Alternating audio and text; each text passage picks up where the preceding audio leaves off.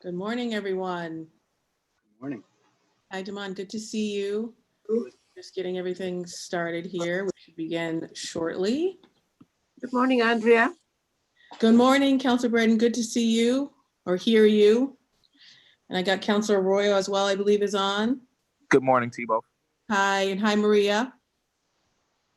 And Jenna, are you on as well? Just want to make sure I have everyone from the administration.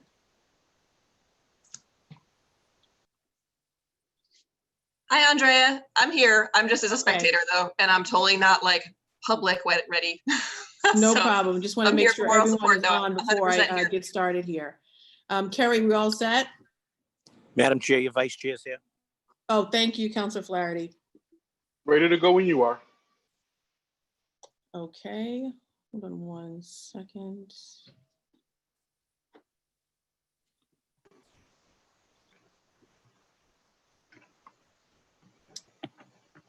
All right, trying to get it such, Carrie, that I could sort of see everybody, including myself. Perfect. I'm going to pretend that I have a gavel. Good morning, everyone. For the record, my name, if we could mute everyone, Carrie. Thank you. For the record, my name is Andrea Campbell. I am the District 4 Boston City Councilor. I am also the chair of the Committee on Public Safety and Criminal Justice. I am joined this morning by my colleagues, the Vice Chair of the Committee on Public Safety and Criminal Justice, Councilor Michael Flaherty, my district colleagues, Councilor Liz Braden and Councilor Ricardo Arroyo. I anticipate other councilors will join this hearing as well. Some are caught in another Zoom meeting.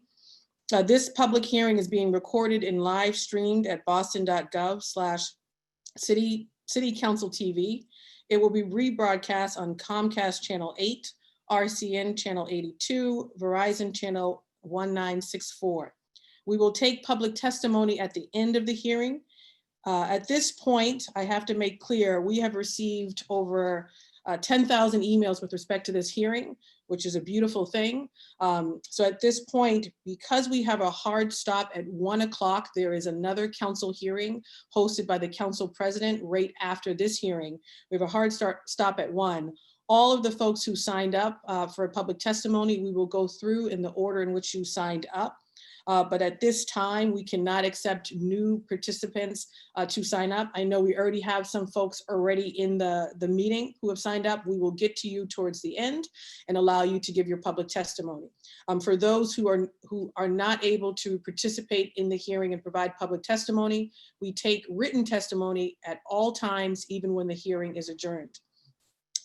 Going back to some logistics, if you wish to submit written testimony, you can do so by emailing ccc.ps@boston.gov. Today's hearing is on 3 different dockets, and I will go through those shortly. But just wanted to start off with some clarifying points as well. The first is I want to thank, of course, the police department and the representatives that were sent today for being here to testify with respect to these dockets. I also want to thank the advocates and all of those who submitted emails and submitted messages through social media, called our offices. All of that is greatly appreciated. This is a time when advocacy, of course, is extremely important. So thank you to every single member of the public who submitted comments with respect to this hearing. Even before the events of the past few weeks, including the murders of innocent and unarmed Black men and women by police, I, along with many of my colleagues, of course, have been committed to dedicating more city resources to closing opportunity and achievement gaps for residents, including in my district, which is largely a district of color, and creating meaningful change in our policing system. All of us agree that we need greater transparency, accountability, and racial justice. I'm personally committed to continuing to advocate for a full implementation of our body cameras policy and program, greater transparency in our police data, including FIO data, pushing for the city and the state to diversify our ranks within our department to allow for more women and people of color to serve so that that agency and department is reflective of the community it serves. Examining and updating our police's use of force policy to reduce incidents of excessive force and violence. revamping our co-op board to be a civilian review board, and so much more. All of these will not be addressed in this particular public safety hearing, but will be addressed at other hearings before this council. All are important, and we hope that you and the public and stakeholders will participate in those conversations. Today's hearing, I want to also clarify, is not a budget hearing. In 2 weeks, we will actually go through the budget, and we will take a vote on the overall budget, not just for the police department, for our schools, for every department in the city of Boston. That process is overseen by Councilor Bach, who is the chair of the Committee on Ways and Means. And just yesterday, we all voted initially to reject the administration's budget and to send it back without prejudice. So there will be a second chance to discuss the overall BPD, the police department's budget, in a couple of weeks' time, and we hope that participants will participate in those discussions as well. That discussion will not happen today. That is chaired by Ways and Means, Councilor Bach. And during that process, the councilors have an opportunity to vote up or down on the operating budget, which includes Boston Police Department and the school budget. And to be clear, we have limited authority with respect to our budget process. We have the ability to vote up or down, and of course, to reduce line items. So I encourage folks to share their ideas, their thoughts with respect to that process, and to email us, call us before the budget process and a budget vote in a couple of weeks' time. Today's hearing, to be specific, is to ask questions on 3 specific dockets. Docket number 1 is docket 0192. A message in order authorizing the city of Boston to accept and expend the amount of $1,794,683.47 in the form of a grant for this FY20 Senator Charles Shannon Jr. Community Safety Initiative Grant, awarded by the Massachusetts Executive Office of Public Safety and Security to be administered by the Boston Police Department. Docket number 0408, message and order authorizing the city of Boston to accept and expend the amount of $850,000 in the form of a grant for the FY20 Boston Regional Intelligence Center, AKA the BRIC, earmark, awarded by the Massachusetts Executive Office of Public Safety and Security to be administered by the Police Department. Docket 0710, message and order authorizing the city of Boston to accept and expend the amount of $30,722.91 in the form of a grant for the federal FY16 Innovations in Community-Based Crime Reduction, formerly the Byrne Criminal Justice, passed through the Boston Public Health Commission to be administered by the Police Department. All of these dockets come with specific instructions on how the funds are to be spent, and I will be asking the administration to address just that, each docket, where of course the money comes from, specific instructions to pull that apart for our colleagues and the public. I will also ask the administration to speak to each docket separately and allow my colleagues on the council to ask questions after we have the administration speak to all 3 dockets. I will go to my colleagues in the order in which they arrived. And lastly, I will say that I want to make sure that we have adequate time for public testimony. So I am going to jump right in and allow the administration to speak to all of the dockets, and then allow my colleagues to ask their questions. And I will put time limits on everyone so that we can get to public testimony, which is critically important. And I know that folks are adding questions to the chat. Michelle Goldberg, who is our Central Staff Committee Chair, will be responding and answering questions in the chat. Thank you, Michelle, for all of your hard work. You've been fielding thousands of emails. Thank you. Kerry, thank you as well for your hard work on the technology front. And to my Vice Chair, Councilor Flaherty, thank you as well for your participation and your hard work here. I'm going to go now to Maria. If you want to go first, or Damon, it is up to you, and I will turn it over to you guys.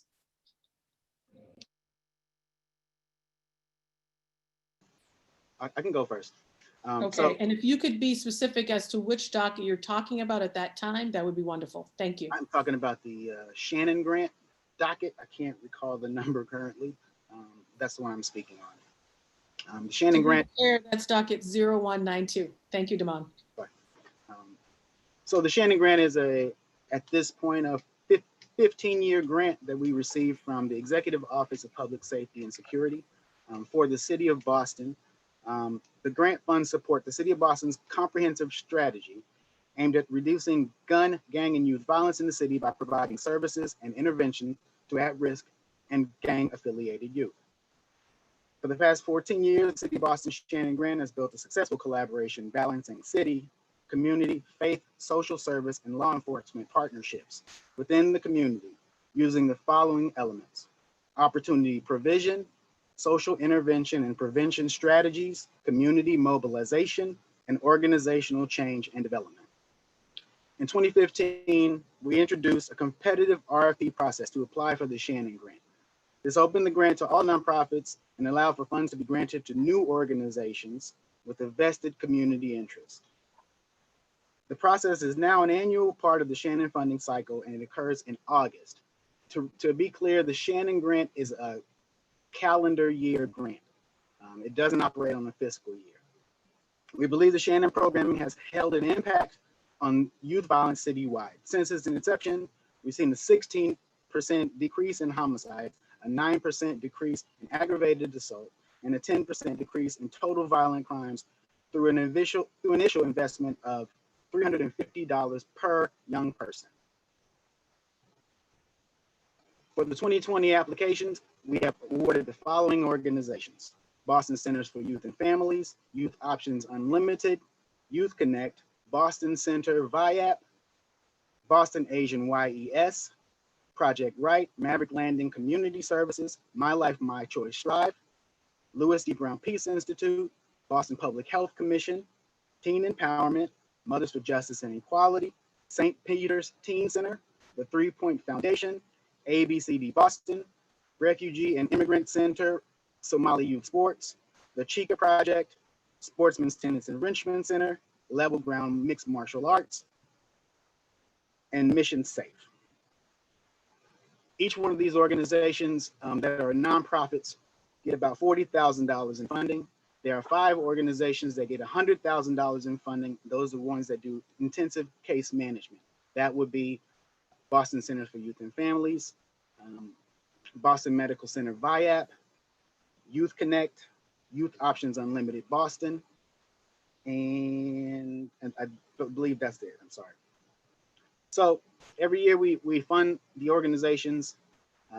We have a monthly meeting to discuss violence in the neighborhoods that the organizations are in.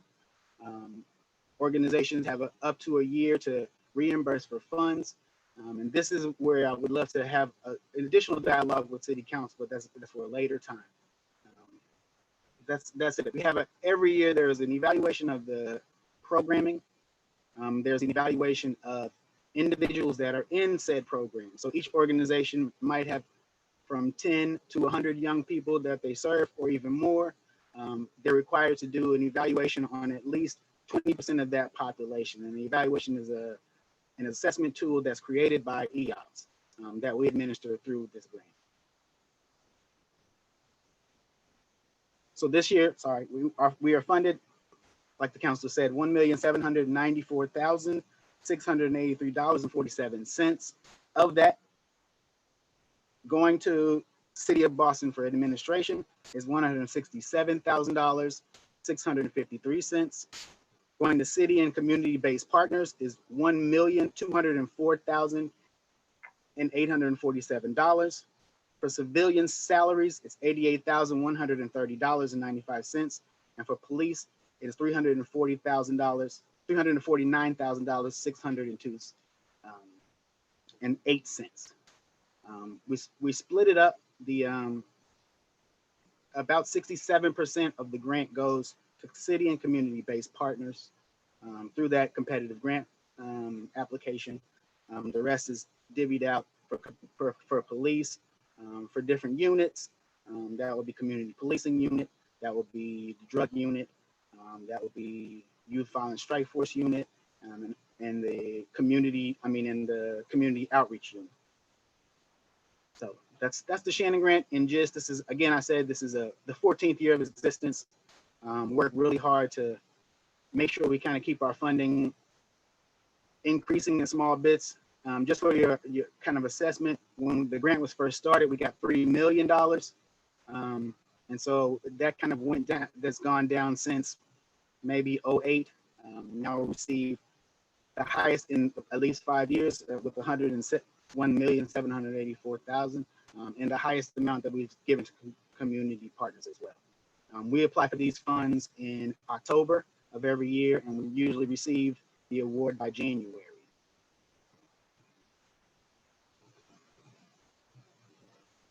Anything else, Damon, that you want to add? I believe that's it. Okay, before I turn it over to Maria, I want to acknowledge that we've been joined by additional colleagues, Councillor Wu and Councillor Asabi George.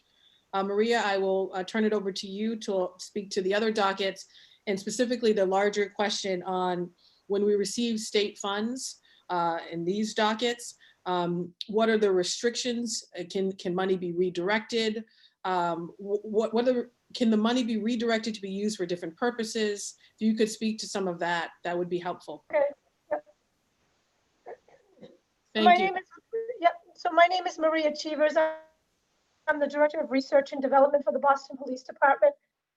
Our office has two roles. One of the roles is a research role in which we partner with community nonprofits, higher education institutions, and a wide range of other local and national and sometimes international partners to do research projects on best practices and how we can work better to build trust and lower crime rates. That includes also a data analysis functioning and crime data reporting analyses. So that's one half of the work we do. The other half is around resource development, where we apply for federal, state, sometimes city, and sometimes foundation grant funds to help us test out innovative strategies, again, to work with the community, to work in partnership to tackle difficult issues like domestic violence and substance use disorder, mental health disorders, Narcan, distribution. So we have a wide range. We almost have about 20 different program models that we're implementing in partnership with the community and with community-based organizations to do a wide range of public safety like efforts. When we apply for these grants, we apply for them based on an application that's put out by the federal government or an application that may be put out by the state or by a private foundation. So we have to get these applications, read them carefully, and then bring in community partners and city agencies to examine what would the best strategy be for us to put together to competitively apply for these monies. And everything that we do is based on best practice research about what works and what doesn't work. Around not only policing, but trust building victims of crime, how to work with folks that are plagued with mental health issues or substance use disorder, and again, a wide range of other community issues that we're trying to help alleviate by supporting community. If we are competitive and we do get the grant funding, we are held to a standard of evaluating that everything that we are doing is done based on best practices, goals, objectives, missions, visions. And so we're carefully monitoring, they're carefully monitoring that we're doing exactly what we said we were going to do in the right way, based on best practices in partnership with community. And if we don't do it in those ways, they could take the money away from us and not fund us for a second term. So we've been pretty successful all along trying to really practice research-based strategies, look at data in the way that we approach this job with the community again. So oftentimes some of these funds come down and they're earmarked. For example, one of the dockets that we're going to report on today was a state earmark where they're giving the money to the Boston Police Department to work with other public safety agencies statewide. Another grant that we're going to talk about today actually came from the federal government, was applied for when Obama was in, from the Obama administration, came to the Public Health Commission, who then worked with police and community to design a 1.5-year strategic planning process to come up with recommendations on how to work in Bowdoin and Geneva to reduce crime. So there's a lot that goes into the development of these grants, and we develop these grant strategies and program models in partnership with community from day one. And it's a response to what the application is telling us. So I wanted to clarify that first. Does Andrea, is there anything more you'd like to say? Yeah, before you speak specifically to these other 2 dockets and the specifics of those, on these 3 dockets, so for example, for docket, I just want to make sure I have it right, docket 0408, the docket pertaining to the brick. Yeah. Is the police department allowed to redirect those funds, for example, for other purposes? And if so, what does that look like? And then specifically that amount of that money, what can you pull apart what that money is for? And then the second question is, for the other 2, the same question, can those monies be redirected by the police department to other things? So obviously we've received a lot of emails saying, take that money and give it to youth programming, give it to young people, give it to other sources, give it to Black and brown communities. Is that possible? What does that look like? Okay, so. Thank you. As a quick answer to your question, we cannot just decide once we get these grant funds to redirect it to something else. We sign a contract. If that contract is broken, within 30 days, they could take those funds away. So no, we cannot do that. And when you say, Maria, specific, when you say take the funds away, what does that mean? What does that mean? So that means that if we present a strategy that's been well thought out in partnership with community and with other partners that we work with, depending on the topic area. And then they agree to fund that strategy, and then they give us an award letter. City Council approves of it because we describe to them what that strategy entails. And then we come back and we do this sort of this thought process. We're like, oh, we don't want to do that. Instead, we're going to do X, Y, and Z. We're really not allowed to do that.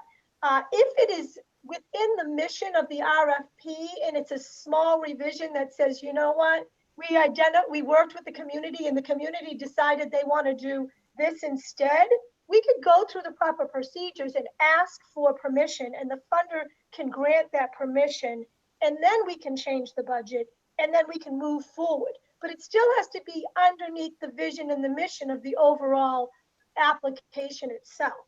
So small revisions, as long as they're under the vision and the mission of the application, of course can be made. But we can't decide that instead of using this money to do this mission, we're going to do a completely different mission without any consultation with community, without any consultation from the funder. That's not going to happen. And furthermore, if we do that behind some closed door thing, which doesn't happen, the funder could pull the money from us within 30 days. And so, yeah, that we've never done that. And then I've been around for about 2 years. Thank you, Maria. I just want to quickly acknowledge that we've been joined by Councilors O'Malley and Councilor Mejia. And back to you, Maria, for more explanation on this other 2 dockets. Thank you. Okay, so would you like me to start the dockets now? Okay. So I'm going to go into the first one, which is trying to look for the docket numbers on my documentation here.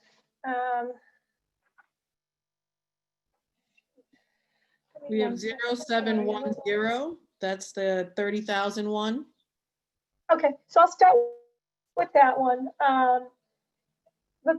This is a $30,722 $0.91 grant that comes through us through a subcontract from the Boston Public Health Commission. It is from the U.S. Department of Justice, and it's titled the FY16 Innovation and Community-Based Crime Reduction Grant, which used to be referred to as the Byrne Criminal Justice Innovation Grant. It was awarded to us under the Obama administration initially, and it was awarded to the Boston Public Health Commission to do some deep community organizing and community planning with probably about 30 community-based organizations in the Bowdoin and Geneva area, and it included police into that process. The process was led or staffed by the Boston Public Health Commission, and again, included about 30 nonprofit organizations, as well as community residents and community leaders from Bowdoin and Geneva. They spent about a year and a half creating a strategic planning process that was to then be approved by the U.S. Department of Justice before they released the other funding. That strategic planning process, again, in partnership with community, had a laundry list of positive youth programming, community policing efforts, something what we refer to as CEPTED, which is community policing through environmental design. I can explain that a little bit more when we talk about the budget. And a wide continuum of prevention and intervention programming that would come in partnership with police and community. Then the Trump administration came into office and sort of pulled the grant back because they wanted to look at what this grant was doing, and they wanted to sort of put their spin on it. Unfortunately, that was after the strategic planning process was already completed and the community's voice was already in that strategic planning process. So it took about 2 or 3 years to sort of get that process back to the city of Boston. And what we were able to keep in the strategies is, in terms of broadly, was some work that the Boston Public Health Commission is doing in the community to provide resources and services to that community. And then the subcontract part of that original grant had shrunk greatly to $30,000. And they will, with that money, they would like to train community with police to do the CEPTED model. Now, CEPTED is community policing through environmental design, and it's a model that's lowered crime all over the country in certain areas. And basically, they use environmental design of physical space in housing developments, neighborhoods, storefronts, and they change that environmental design to make it so it reduces or discourages crime taking place in those neighborhoods. So we're going to use this money to train community and train police on how to create design in these communities, including storefronts and developments, so that we reduce crime simply by changing the environmental physical space in these areas. So for example, a storefront, instead of having posters up where you can't see what's going on in the store, or grates or things like that, they would take those signs down so people in the community can see right into the store, which would discourage, let's say, an armed robbery. That's just one example. Lighting is another example, where you would put lighting in certain places so that when people are trying to get into their homes in a development, they're not walking in dark spaces and increasing the possibility that they could, be jumped or attacked in this dark space. So they're adding lighting into those areas. And so there's a lot of different things that you would do to a physical environment to make it more user-friendly for community, but also safer. So they're gonna, some of this $30,722.91 will be used to do the training around CEPTED design. The other funding will be used for cameras. Now, the cameras were asked for in the original strategic plan by the community because they felt like certain key areas in Bowdoin and Geneva that did not have cameras were being much more disproportionately impacted by violent crime. And they wanted to be able to protect those physical spaces in the Bowdoin and Geneva target neighborhoods with cameras. Now, since this grant, again, this almost took 2 years to go from the original design and plan that came out of the strategic planning process through many different budget revisions and changes to the new Department of Justice that we have under this administration to approve of these two strategies. So what is going to take place now is that we're going to obviously reconvene the group that created the strategic plan with these funds, and we're going to rethink where these cameras are needed, because obviously over 2 years, some cameras have come into that area that originally weren't there 2 years ago. So now with this funds, we can say, okay, we got these many cameras. Let's do a walk around this neighborhood with community, and let's think strategically about now where these cameras will go. And so the 30,000 is paying for the SEPTED training and the cameras. And so if no one has any questions on that particular grant. What I'll do is have you talk about the next docket, and then I'll go to colleagues for questions on all the dockets. Okay, sounds good. So the next docket is an earmark that comes out of the Executive Office of Public Safety.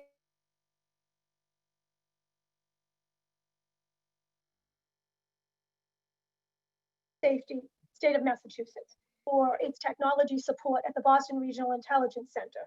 So this will help to support the salary and fringe of 6 crime data analysts. 4 of those crime data analysts will work out of what they call the real-time crime center, which is which I will read you a little bit about what the real-time crime center is. The BRICS Real-Time Crime Center serves as an intelligence triage center for the BRIC 7 days per week, facilitating a critical regional watch and warning analytical functionality. The BRIC currently has 4 analysts facilitating the responsibilities of the Real-Time Crime Center 7 days a week from 9 to 5 and from 5 to 1. The Real-Time Crime Center is short-staffed and does not have analytical personnel to cover the time frame from 1 to 9 a.m. in the morning, which is the last shift, on a daily basis, leaving the BRIC operation vacant and non-responsive to regional and other partners during this time frame. The proposed analyst positions will ensure regional support and intelligence sharing to critical incident information triage during this otherwise vacant shift. So the majority of these funds will go for 6 crime data analysts. 4 of them will be in the I apologize.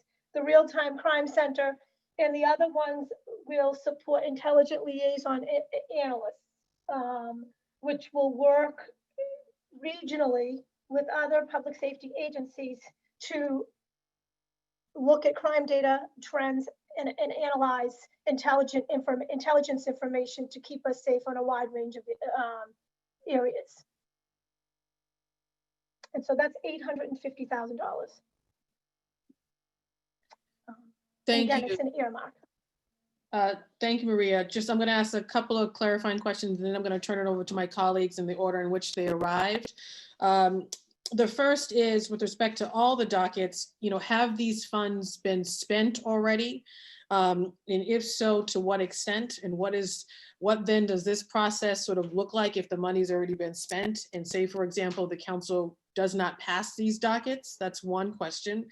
And then I'll ask my other 2 questions for clarifying purposes in a minute. So we're not allowed to spend funding that we receive until City Council approves of that funding. After, let's say, City Council does approve of funding, it still has to go through a process of being set up in the city budget office. And then typically what we do is we reconvene folks and we say, oh, okay, does this budget make sense given we may have applied for this money a year ago? And then at that point, we may do some budget revisions based on changing dynamics that happened over the prior year.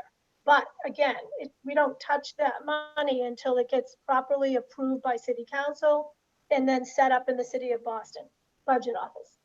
Thank you. And then the second question is, if we wanted to take these funds and redirect them, for example, to different purposes, we would have to have a conversation, I'm assuming, or you would, with the state who is issuing these grants or the federal government? I'm just asking for clarification. Okay. Correct. And then my other two questions, I'm timing myself before I turn it over to Councilor Braden, is on the Bowdoin and Geneva, the $30,000 grant, who specifically will be trained? And then the second is in terms of the cameras, I know community was advocating for that. Who in the community will sort of be a part of that group in determining where these cameras go if this docket were to pass? So there's a community list of about 25 organizations right from the Bowdoin and Geneva area that I can share with the group. That'd be great. I can share that with I the can entire get that council. list. Thank you. Yeah, so that includes a wide range of community-based organizations that have been there for well over 25, 30 years. And yeah. Thank you. And I can make sure all colleagues have that list. And in terms of the training, will some of these organizations be trained in this environmental design along with officers? Yes. Yeah. And then my last question before I turn it over to my colleagues is, we get a lot of questions, as you can imagine. This is not the first time in terms of the gang database and overrepresentation of men of color in that database. Curious, Maria, from your perspective, I know we don't, I think, have David from the BRIC here. What sort of the department's response is with respect to that? And then I'm going to turn it over to my colleagues. And I'll save my questions for the next round. So I think that the database is primarily fully made up of data from maybe 2 or 3 different data sets of people who have been in the criminal justice system and who are active in the criminal justice system based on arrests, FIOs. And so you're not going to find anybody on that database who's not very actively involved at the current time in criminal activity. And so that's I would have to turn it over to the BRIC to tell you exactly what those databases are. I know it's not just one database, and I know that we cannot have a conversation about anybody who's not in the criminal justice system because that's against the law. And so again, these names are made up of people who are in the criminal justice system and have criminal records setting based on these databases and real data. I don't know if that's answering the question. No, it does. And just for the public and my colleagues as well, you know, David, who oversees the BRIC, is not on the panel. So I want to be fair that most of those questions would be directed to him in terms of significant detail.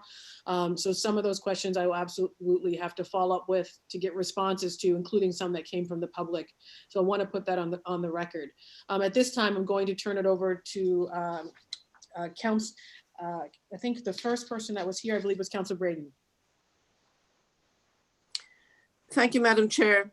I just had a question about what sort of intelligence is gathered and who is the intelligence, what agencies is the intelligence shared with? And are there data collected on outcomes in terms of crime prevention or convictions or anything that is a result of that intelligence gathering? So I'm gonna give that direct question to the BRIC to answer. I do want to say that folks that are on that list, we provide outreach and case management, job training, job placement, access to healthcare, and a wide range of services to folks that are on that list as a means to work with them to get them away from criminal activity and towards, you know, the ability to productively access services and supports that they need, as well as job training and placement. In terms of the database itself and the details, that's the Boston Regional Intelligence Center can answer those questions, because I'm losing you. Losing contact. Yeah. Maria, your internet is a little choppy. Lost sound.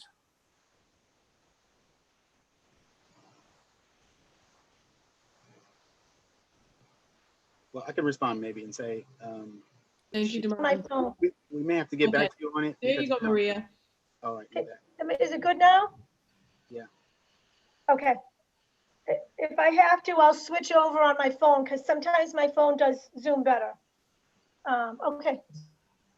Sorry about that. Okay. Is there another question? I think it was really just more information on the sort of intelligence that's being gathered. The real-time crime center it works in real time. What sort of things is the real-time center crime center monitoring on an hourly basis? And you know, 4 analysts and then four analysts and then 2 regional analysts. That's a lot of data that's been processed. I'm just wondering what points of data points are being monitored. I'm new to this, so I'm just really, this is information. I'm trying to get a better understanding. So the real-time crime center monitors shots fired. So if there's a shot that's fired, and what will come up on the screen would tell you where that shot came from and what that shot may be. And so that allows us to be able to understand safely how to approach something if there's an active shooting situation. In terms of, again, the overall data that's gathered by the real-time crime center, I would have to put that to the BRIC to answer because, you know, the data analysts have much more deeper understanding as to from the real-time crime center if they're keeping this data long-term and what they're doing with that data, because it's really it's a shot spotter functionality. You know, as shots get fired all over key neighborhoods in Boston, we have the ability to be able to understand how to safely approach situations if things are happening. So we can also have the. And then in terms of the regional respond to you in a much more concise way. I've taken quite a bit of your time. I want to leave some time for my colleagues. So thank you. Thank you, Councilor Braden. Councilor Royal? Thank you. And so I just want some, this is my first budget, so I'm gonna be going through some kind of process questions and also where this money is actually going. But just to be clear, Councilor Royal, so we don't confuse anyone, these dockets specifically are not a part of that budget process. Yes, So yes. Thank you. Thank you very much. To be specific, I mean, just the way that we give out grants, right? Where that goes, and how that goes out. And so, Demon, if I could just ask you really quickly, you said 50% of this goes to outside partners of BP? About 65% actually. And so those outside partners, what is their actual affiliation to the Boston Police Department? Well, their affiliate, it's a grant that they apply for specific programming that they're going to offer for young people in the city. And so when you say they apply for it, do they apply for it to BPD or do they apply to it to BPD? Okay. And so it's like an outside nonprofit or foundation or whatever, and it has to mostly nonprofits and about 3 different city-based organizations as well. And so the application goes through BPD, Correct. who acts like a middleman on the Shannon Grant. Is that basically how that works? That's how it works. Okay. And then the other 45%, where's that go? So again, it goes to different police units. So there's 4 different units that it goes to. It goes to civilian salaries for two civilian staff that are administering this grant. And it goes to the city of Boston for admin fees. So in specific amounts for you, police overtime is about $350,000. Civilian salary is about $88,000. City of Boston admin is $167,000. Got it. And so for one of my questions here because I think this was something that came up and was sort of addressed. Is basically one of the questions that I had was, is this money that's already spent and the grant serves to reimburse it, or is this money Correct. in fee?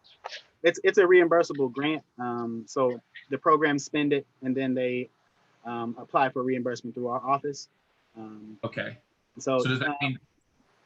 So just to clarify that, does that mean that these nonprofits have already spent this money and this money reimburses them for that spending they've already done? yes, Okay.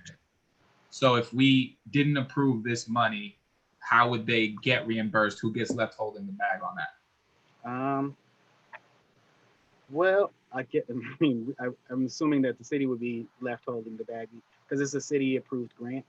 We apply as a city through the police department as well, but it is a city, the mayor signs off on the grant.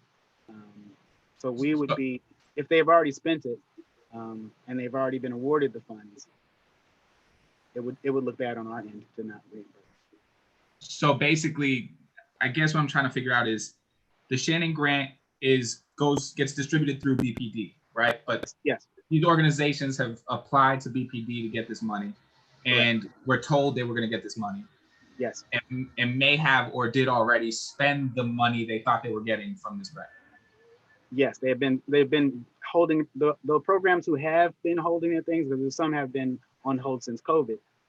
But the programs are already in process. They're already happening. Got it. And so the city would have a choice then to either take money from elsewhere in the budget to reimburse it or to leave them holding the bag on that? Yes. Okay.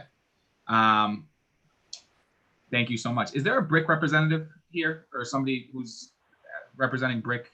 No. No, so I was just saying that, Councilor Arroyo, Neil, who was representing the administration. I was saying David needs to be here. He's not here because he's the one who needs to answer questions specifically on the BRIC. And so trying to work that out.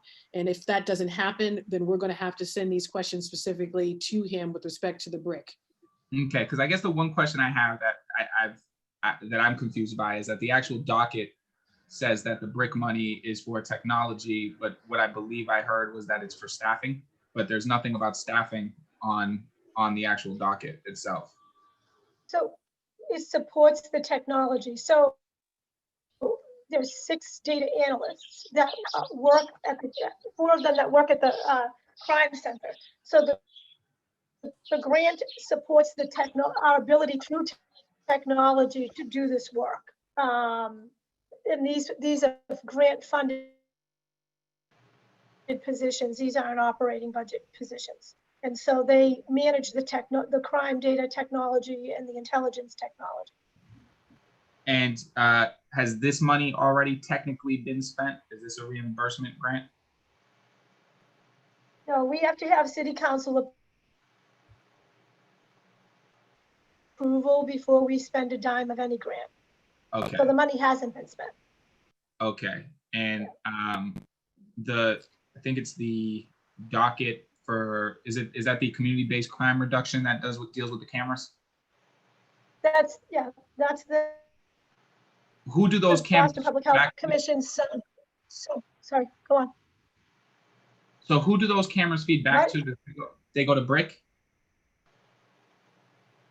They're connected to a citywide network of cameras that if something happens like a major crime or a break-in, they can go back to those cameras and look at those cameras. Those aren't real-time crime cameras. So I guess the question is, so I get that part, but I guess my question is, who has access to those feeds? Is that BRIC? Does BRIC have access to those feeds? Does BRIC and BPD have access to those feeds? Who has access to those feeds? Okay. BPD. Okay, so it goes to BPD. Right. Okay, so it could be made If a available. crime is committed. Yep. Go on. No, I'm trying. Councilor Royal, Maria, because your internet is a bit choppy, if you stopped your video, would that work better so that everyone can hear you clearly? Yep. And then I'm going to give Councilor Royal 1 more minute, and then I'm going to try to do 6 minutes or so for each colleague. But go ahead, Councilor Royal. Thank you for the heads up. And Maria, just on the camera, so just to clarify, if BRIC wanted access to those feeds, would they be able to get access to those feeds? I believe so. Okay. And then just a real quick question on community involvement or engagement on these things. How is community brought into the process on just this? I know it's a grant that you request, but other than that, in terms of community process for wanting these cameras or trying to discuss these cameras and their placement, I think you brought up that there was a process to that. And so what's the community process for all of this?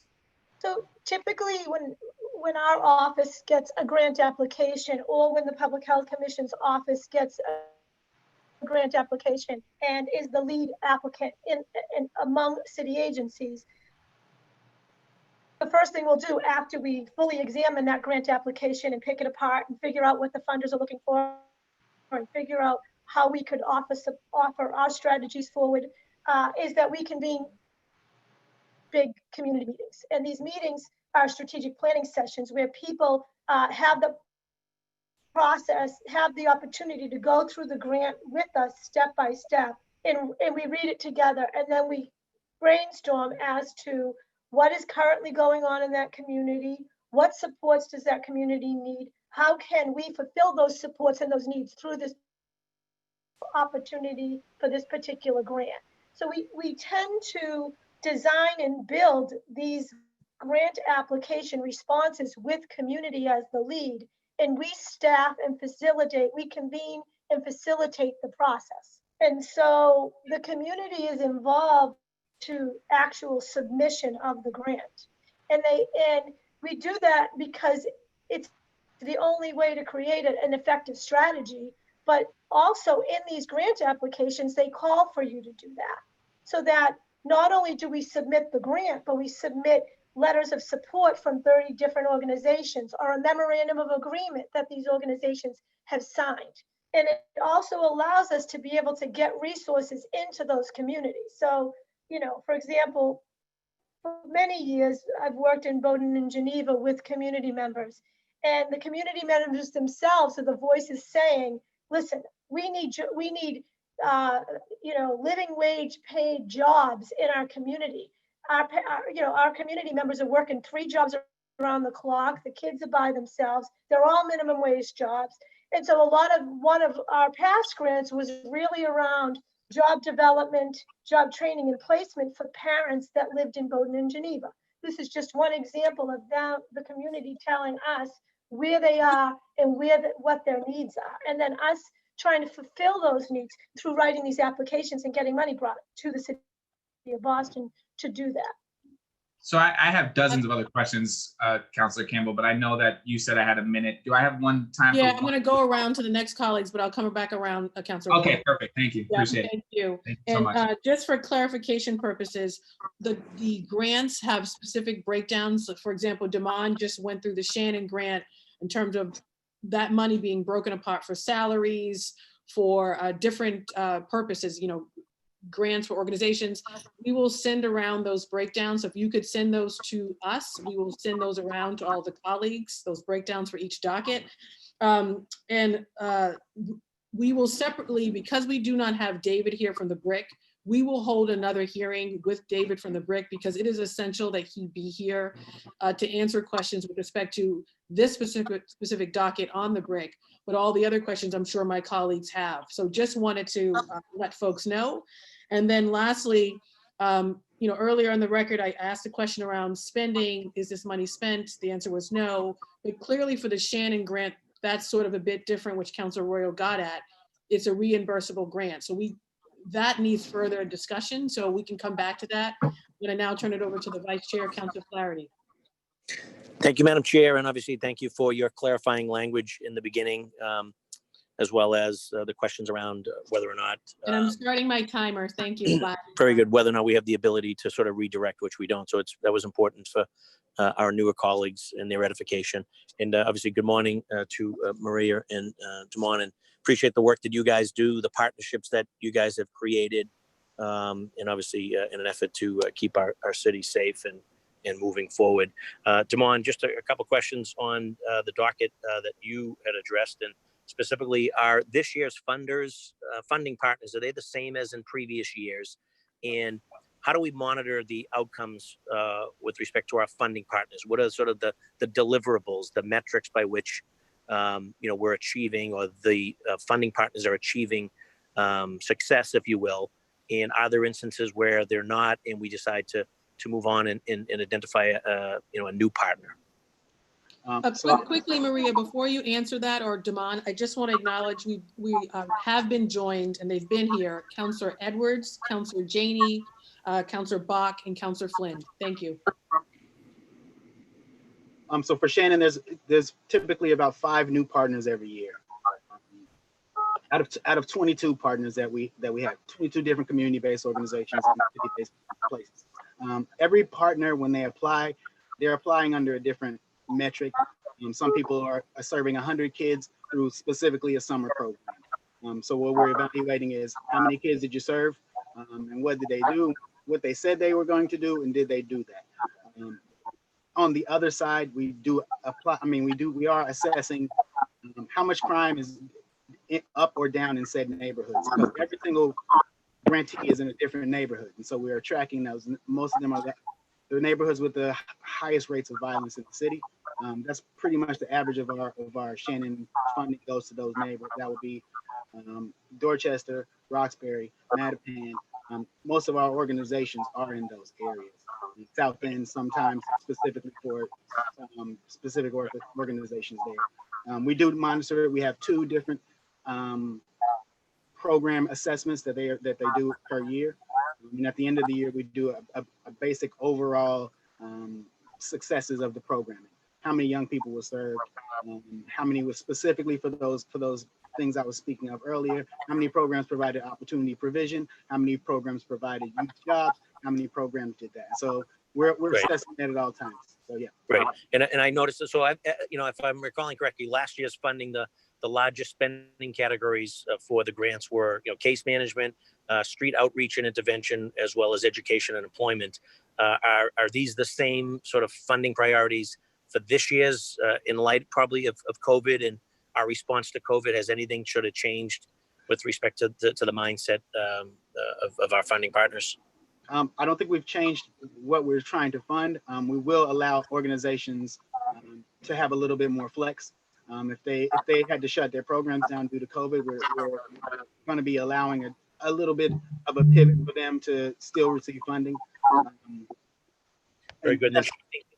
Then shifting to the other dockets, what upgrades, probably more Maria, what upgrades, expansion, and integration of technology will this grant help fund? I know that this body or certain members of the body have been critical of the BRIC in the past, and I understand the role of BRIC in helping solve partnering with the anti-terrorist organizations as well as emergency response situations. But obviously wanted to recognize and sort of lift up that we have received calls and emails from folks concerns around that type of funding. So can you maybe explain what type of upgrades, expansion, and integration of technology this grant will fund? And then my last question will be with respect to the last grant was what was the community process like to determine the Bowdoin Geneva neighborhood? Why was that neighborhood selected, and what does the training police officers in crime prevention through environmental design? What is that, and what does it look like, and who will it impact? I'm going to start with that grant first, and I'm going to leave the other question again to the BRIC. When I'm looking at the budget, it seems to be some technology upgrades in both the hardware and the software, integration, interoperability, as they call it, between data systems. I'm not a technology person. I know some of the language, so I'm going to leave that question to the BRIC. In terms of the community process, we typically, and the Boston Police Department, in my office particularly, didn't do this grant strategic planning process because this is a sub-grant to us. So we were involved in the meetings, as well as police officers were at these strategic planning meetings and involved. But this particular grant is the Public Health Commission's grant that they then subcontracted this portion of it to us. However, that process itself included, again, up to 25 to 30 nonprofit organizations and community leaders, as well as police. They went through a process where I looked at crime data looked at other data sets, were educated as to where their community was at that given time when the process was kicked off. And then they went through a step-by-step process of identifying what was driving these crimes, what is driving what is happening in our community. And then the next part of that process is identifying needs in the community to sort of not only reduce crime, but to reduce the underlying drivers that produce crime.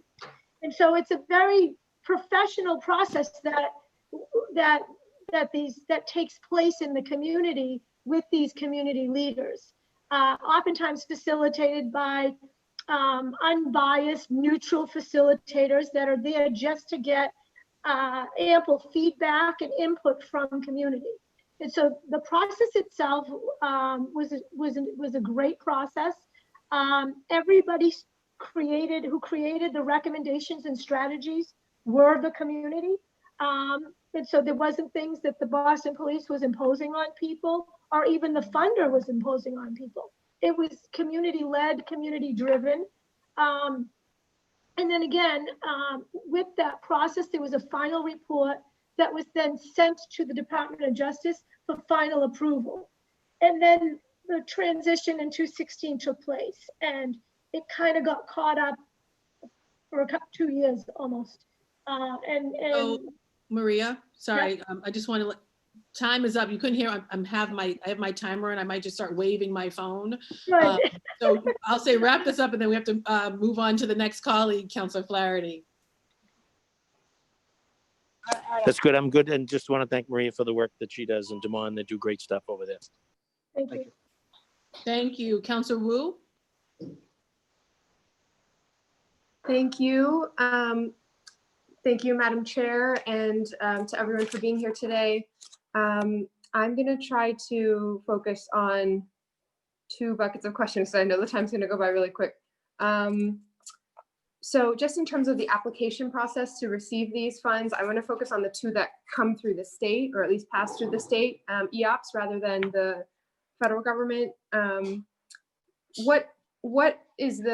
What level of detail go into the applications to the state, and are those documents public? Is it possible to send those over to this committee to review?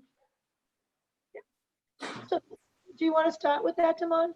Sure. For Shannon, the application is on the EOPS website if you look it up. But I will definitely send you the Shannon application for the calendar year 2020. It includes what our efforts are going to be for the city in preventing violence in high-risk neighborhoods, neighborhoods with a propensity of higher rates of violence. It's about 50 pages of application, and there's, I believe, about 22 municipalities that receive Shannon funding. Out of those, Boston is the largest funded site, but it's a pretty detailed application. I can send it to the council. Great. And then what about for the other one, the 850,000? So the other one is an earmark, which is a little different than a formalized grant application. So even with it being an earmark, you still have to fill out somewhat of an application. And so I can get you that application, and it's not as heavy on the narrative as it is on the budget and the budget narrative. So you'll get both pieces of that. And it's pretty prescriptive because it's almost like a contract in that they're looking for specific services, which is different than an application. An application, you get to use more best practices and innovation, and all that good, meaty, interesting stuff gets to be put in applications, versus sometimes with the earmarks, it's like, this is the service, this is what we need, give us a scope of services. And so when you see that application that we're going to send you, it's going to look like a little larger than a scope of services and smaller than a grant application. And we'll get you that. Okay, got it. And then I don't know if have you all seen at all the City Council's proposed legislation around surveillance? There were 2 pieces to it. One, an outright ban to face surveillance, and then 2, a set of, essentially it boils down to a requirement that any new surveillance technology would need to be approved through the council and with a public process before purchase or deployment. Do you think that those, if that were in place today, if we had passed that, let's say yesterday, would either of these, would anything within the scope of these 3 grants be affected by that you would need to trigger coming before the council, or potentially have some issue with the face surveillance ban, for example?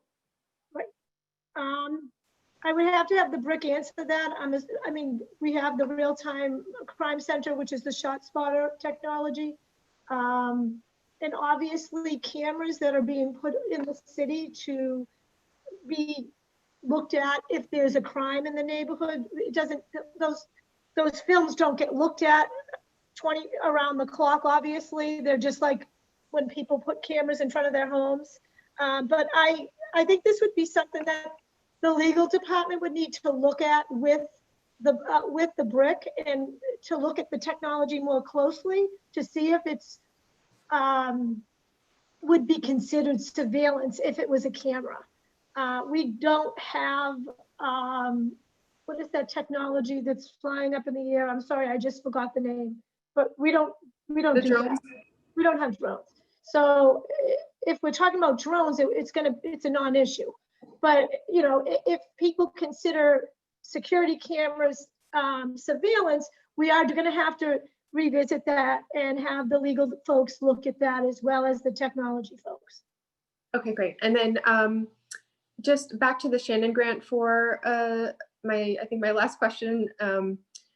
In terms of BPD being the administering entity, Damon or Maria also, could you just specify, could another agency within the city apply for those? What would that involve in terms of logistics of switching over to another agency? Just some more clarity on that front would be great. Well, from EOPS, it's a police specific grant. Most of the other places that receive the grant are the police departments applying for their city. It's just a historical part of the grant. Senator Charles E. Shannon was a police officer, and then before he became a senator, so I believe they set up the funds in his memory through the police departments for that reason. Are there any, you said most of the others are police, or what are the other types of organizations or entities tend to be?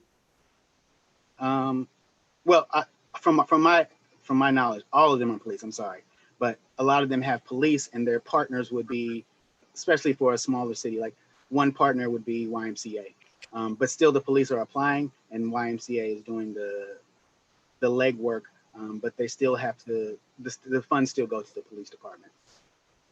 Okay, great, thank you. So I'm gonna conclude my questions for this round and just ask Madam Chair, if given that the City Council is going to be in the midst of debating 2 ordinances that seem to be very relevant to how these types of grants would be handled, I would just appreciate if, at least, in terms of my own vote, when the time might come, I would need to know in writing from the department or BRIC whether this would trigger anything if the surveillance ordinances were in place today, especially on the face surveillance piece. But I think it's important for us to know, make sure we're getting the order right and not, doing something today that would need to be undone or kind of squeezing it in before it would have to go through a different process potentially. Thank you very much. Thank you, Councilor Wu, and we'll absolutely follow up on that and have a subsequent hearing, of course, with the BRIC and David, which is essential. So thank you, Councilor Wu. Councilor Sabi George. Thank you, Madam Chair. Thank you, Maria, and thank you, Damon, for being here this morning. And I too look forward to some of those unanswered questions through the information that the BRIC has provided. I see that Jenna Savage has joined us this morning, and a big piece of my work has been around making sure that our communities across the city are able to access mental health services, and it's a big part of Jenna's work. So I'm wondering if any of these grants are funding programs to support mental health access, whether it's internally or externally. I see Jenna's here, so I'd love to give her an opportunity to talk about her work and where these grants fund those efforts. Everyone can hear me okay? Thanks, Councilor Sabi George, and thank you everyone for having me. Yeah, we do get a lot of great grants. None of the grants that are being discussed today are specifically about mental health, but we have both state Department of Mental Health grant funds, federal BJA, Department of Justice grants, and also really importantly, operational City of Boston funds through the City Council that they allocated to us that enable us to do a lot of great mental health partnerships, including a really strong partnership with Boston Emergency Services team out of BMC, through which we have master's level mental health clinicians who co-respond with our officers, which is really important. So on the scene, we have clinicians who can de-escalate, basically try to help someone be diverted from arrest and get them into treatment, because getting someone in the criminal justice system really just oftentimes is not the right answer. And during COVID, especially, we're doing some really interesting things because we now have, starting in October, I believe, a street outreach unit under the supervision of Deputy Superintendent Michael Stratton. And this is a proactive team that works and does proactive outreach with high utilizers. And right now our best clinicians are actually housed with the street outreach unit and doing work centralized citywide. So they're doing great work there. In addition, the street outreach unit is doing a lot of great work with the courts. People may think that courts are not working right now, but they are still doing Section 35s and Section 12s, and they're working with them to do virtual hearings. And they're still trying to get people into detox. So there's a lot of great work going on. We're also using telehealth and telemedicine. We have grant funds that are letting our best health clinicians, our best mental health clinicians, do telemedicine so they can help people over the phone and virtually, trying to minimize contact with people and in this high risk time. And so there's a lot of really great mental health work going on right now. And a lot of it is grant funded. And a lot of it is also, again, funded through City Council, and we can always use more help. Thank you, Jenna. And I wonder with the grants that are before us today, as we appreciate and recognize out loud, more so than we have for a long time, the need to create better access to mental health services, have we seen a shift with our efforts using the grants that are before us today to create that access to better mental health? Well, I can't say, and Shannon, Damon can speak to this, but looking at that link between violent crime and mental health, fortunately now Shannon Grant funds, some of them are actually going to the street outreach unit. Damon, if you want to talk about that. Correct. We have 3 different places that I could say to do mental health access. That would be Youth Connect. It's our main organization of support for outreach to young people and case management. They also do mental health assessments, but it's their own deal. So we don't administer that, but we support them in those efforts. VIAP from Boston Medical Center, when a young person is shot or has a penetrating wound, they will deal with that young person, including mental health, including getting an apartment, including getting them services. And then Louis D. Brown Peace Institute, which provides, it's not a specific kind of mental health, but it's a mental health for families that have suffered losses of young people in our city. So they do a very, very great job at outreaching and working with families. So something that's come up, and I'm sure my colleagues have received the same thousands of emails that I've received. Some of the questions are about the use of some of this grant funding for overtime spending. Is there a way to break down the grant spending by type? So I have a very specific interest in making sure that where we have a mental health response to a person that's in crisis, because we know that that is so often part of it. So what I'd love is, and my time is up, but perhaps in this follow-up conversation, a breakdown in sort of coding where spending is happening. So how much of these grants are going to overtime spending, how much are going to mental health services, how much are going to whether it's housing search or sort of other pieces, sort of case management, all of that. So I think that breakdown would be interesting to see. And Madam Chair, I may have questions for the second round. Thank you all. And a particular thank you to Jenna for constantly being focused on that mental health piece. Thank you, Maria. Thank you, Damon, as well. Thank you, Councilor Sabi George. Councilor O'Malley? Thank you, Madam Chair, and apologize for being late to the hearing. You may have covered this. I think you know, as we were juggling a conflict at 10 when it began. So I believe I missed your opening statement, but through you, could you just briefly reiterate sort of the difference there? I guess the timeline on this, as opposed to sort of the general budget. This is a grant, and just sort of, I'm sure you made that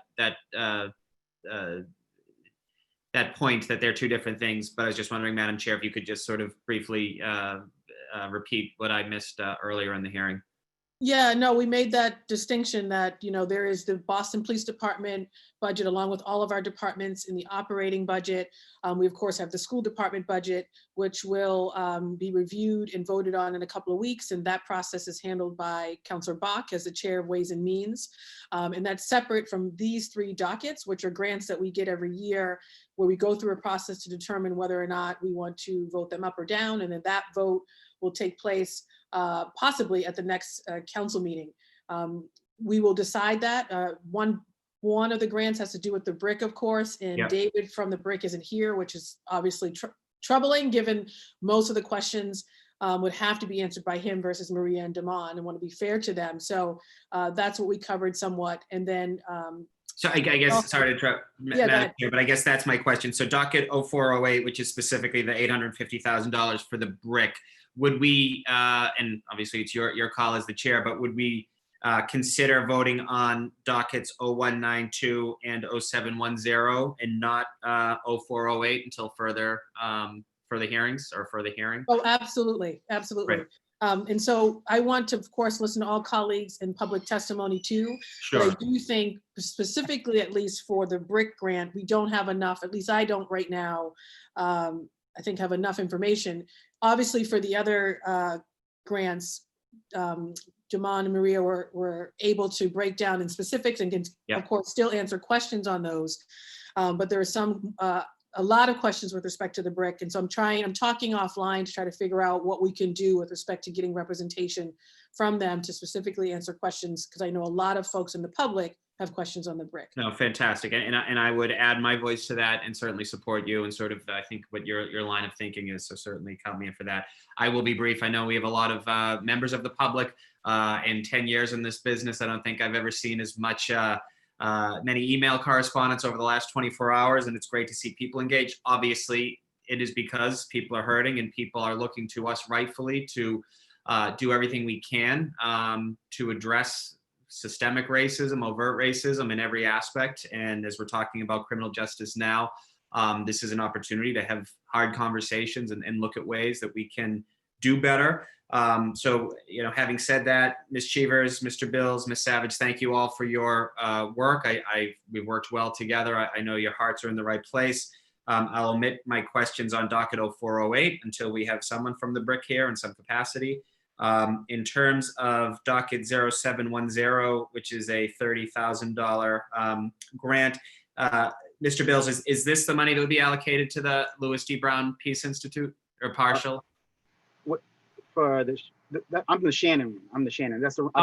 Apologies. I'm sorry. Yeah, I'm sorry. So the Shannon Grant goes. How much? Okay, so we'll start with that. 0192. That's the Shannon Grant. Just under $1.8 million. And you had mentioned the Louis D. Brown Peace Institute is one of the recipients of that. Yes, it is. Money. How much of the grant will be going to? To Louis D. Brown, I think there's about $26,000 for them. Okay, that's great. And again, I apologize for being late, but could you furnish us with sort of a breakdown of where all the dollars are going? Sure. Offline? That's great. No, I appreciate that. And then on docket 710, this is a smaller grant. It's a $30,000 grant for the, and it was passed through the Public Health Commission to be administered to the police department. And I was just wondering, why wouldn't the Public Health Commission just administer it as well? This was originally called the Choice Neighborhood Grant. We've done it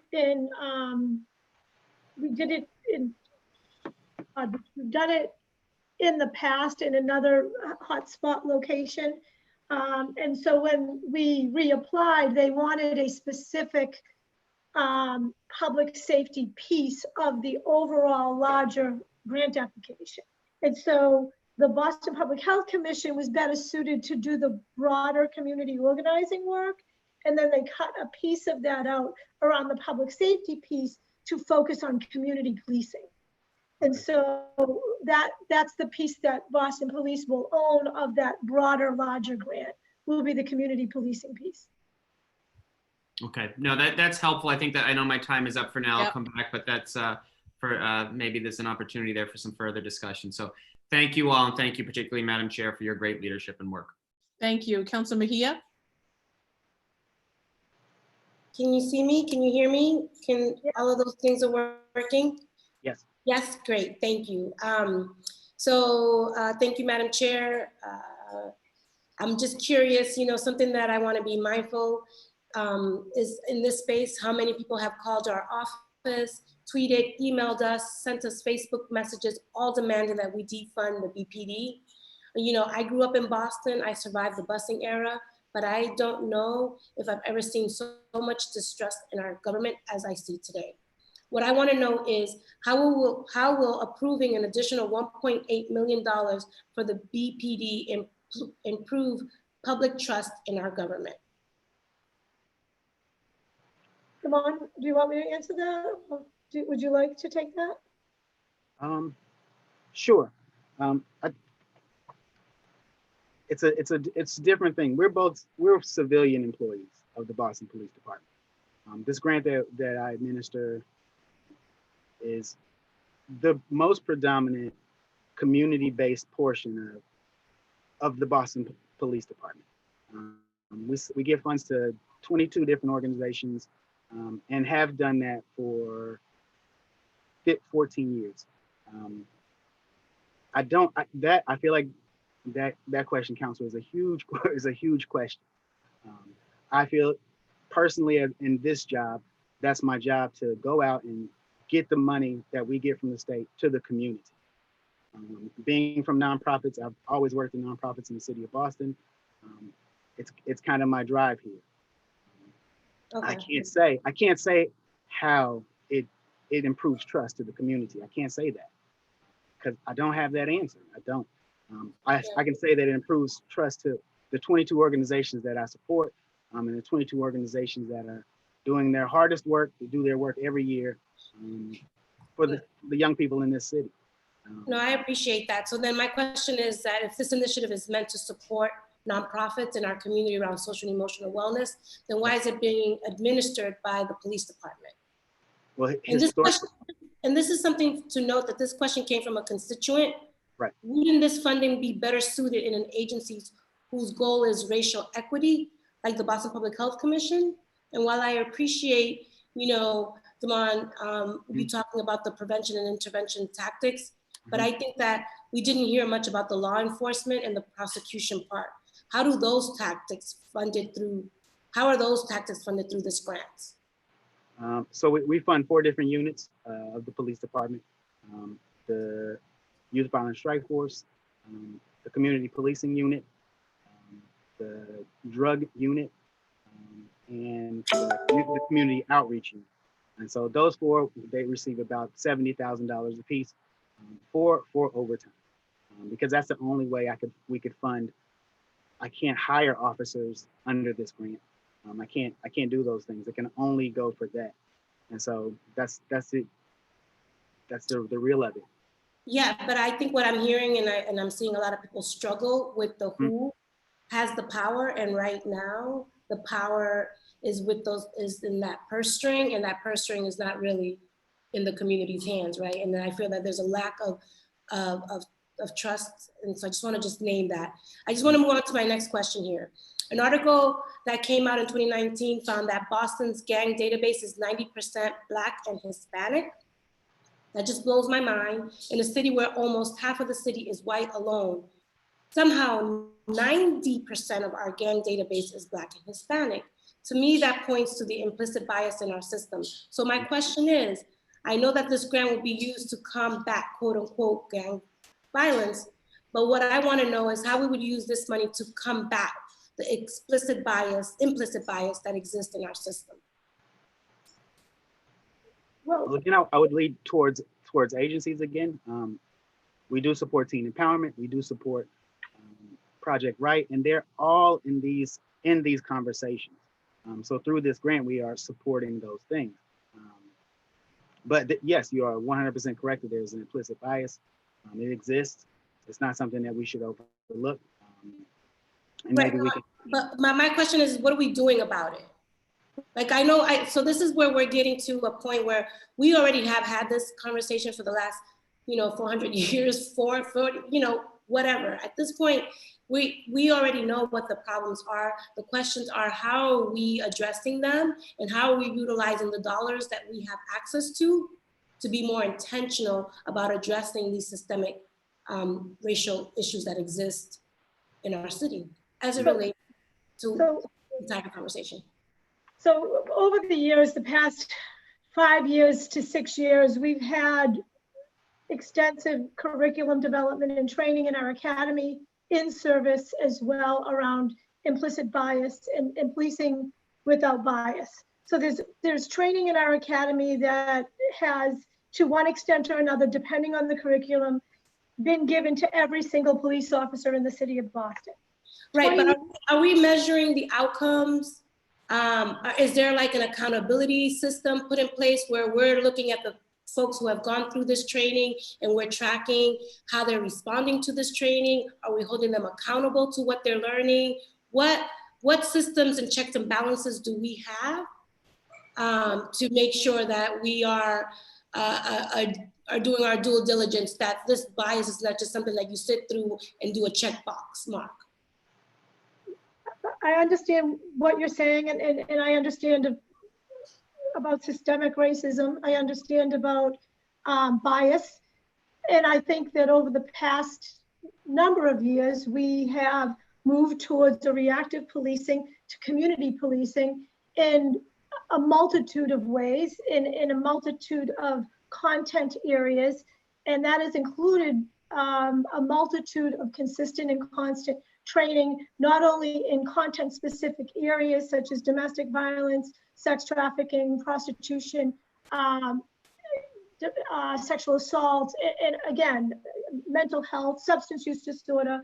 You know, we're trained constantly and we're providing resources and information constantly.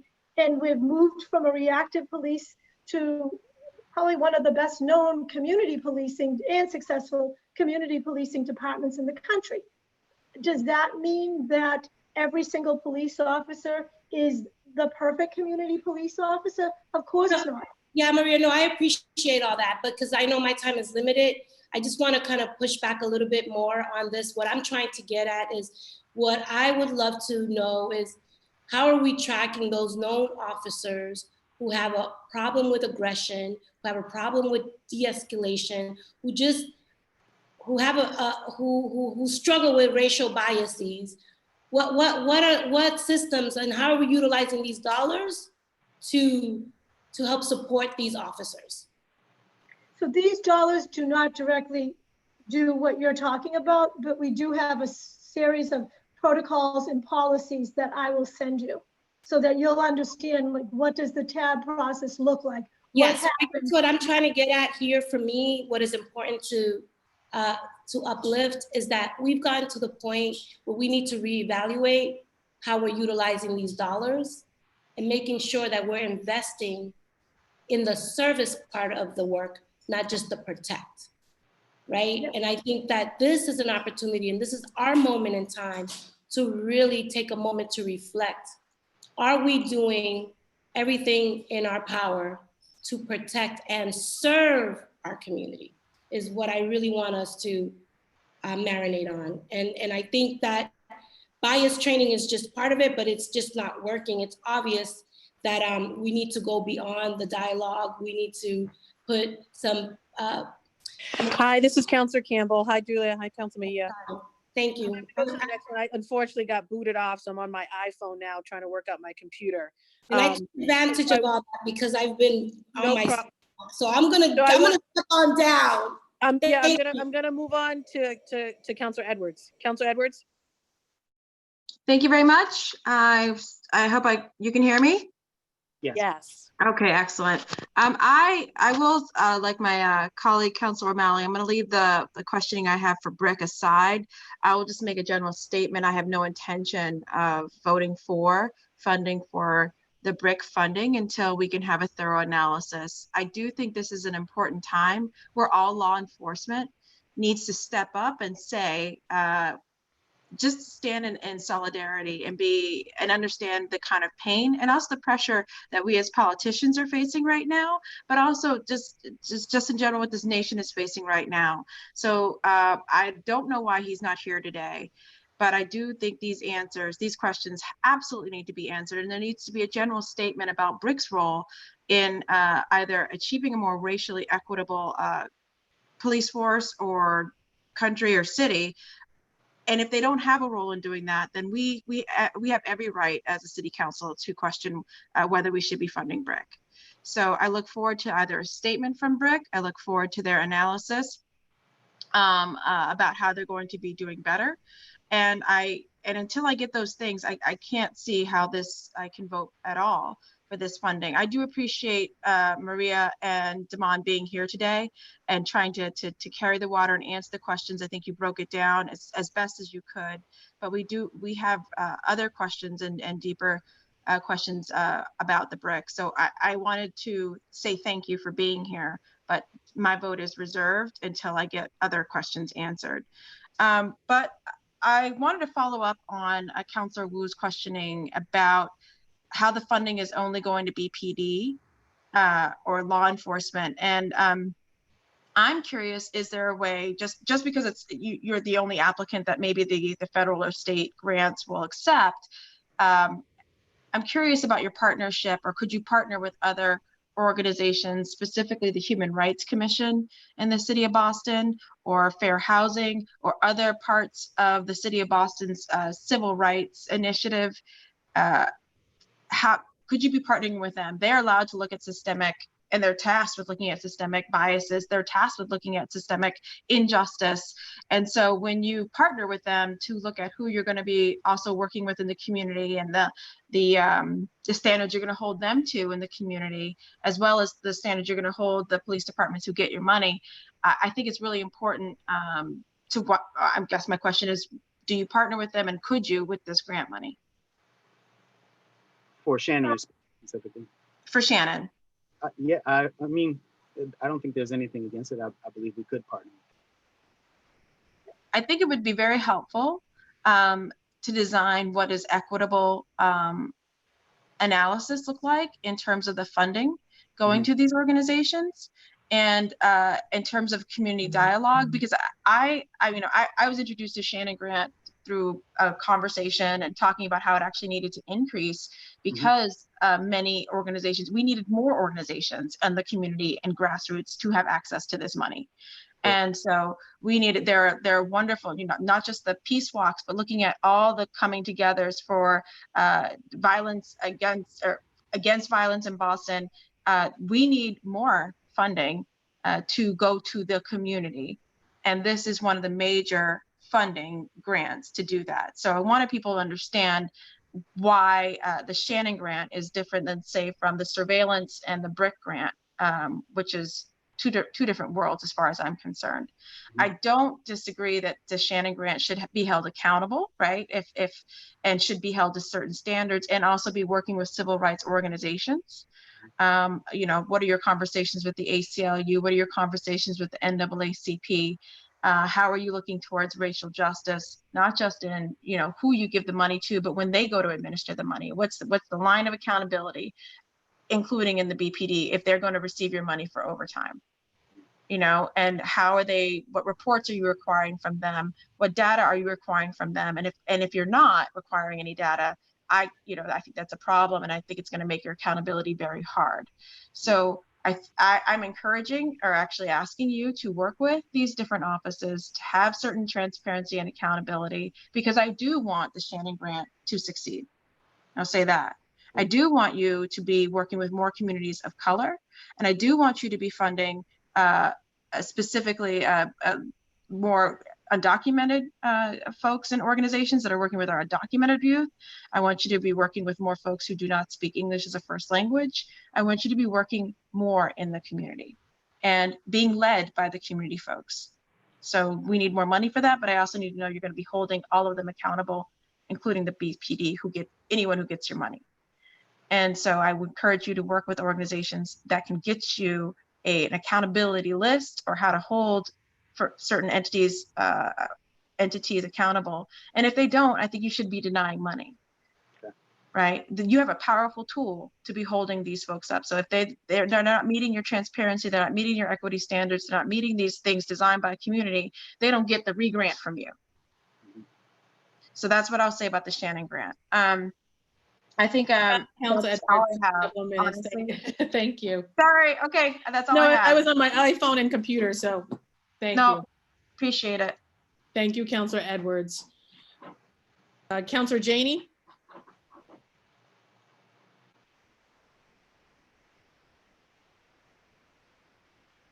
I know Councilor Bach had to step off. Councilor Flynn?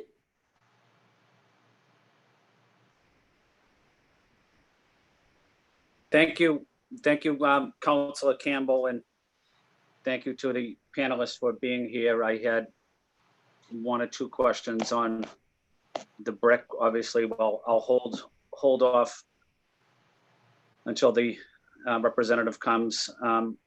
And just want to say, I know there's a lot of attention on this hearing, but it's an opportunity for us to continue to learn about what our city is doing, what our city is funding, and the specific impact it has in neighborhoods across the city, especially in neighborhoods of communities of color. I'm committed also, like my other colleagues have mentioned, listening and working with the residents of the city for racial justice and equality. And one issue, one aspect I'd like to focus on is, Councilor Edwards referenced it, but the communication, the dialogue with our immigrant neighbors across the city, especially our immigrant neighbors that don't speak English. How are we, maybe it's through the Shannon Grant, but how are we building relationships with our immigrant neighbors as it relates to challenges we might have with language access?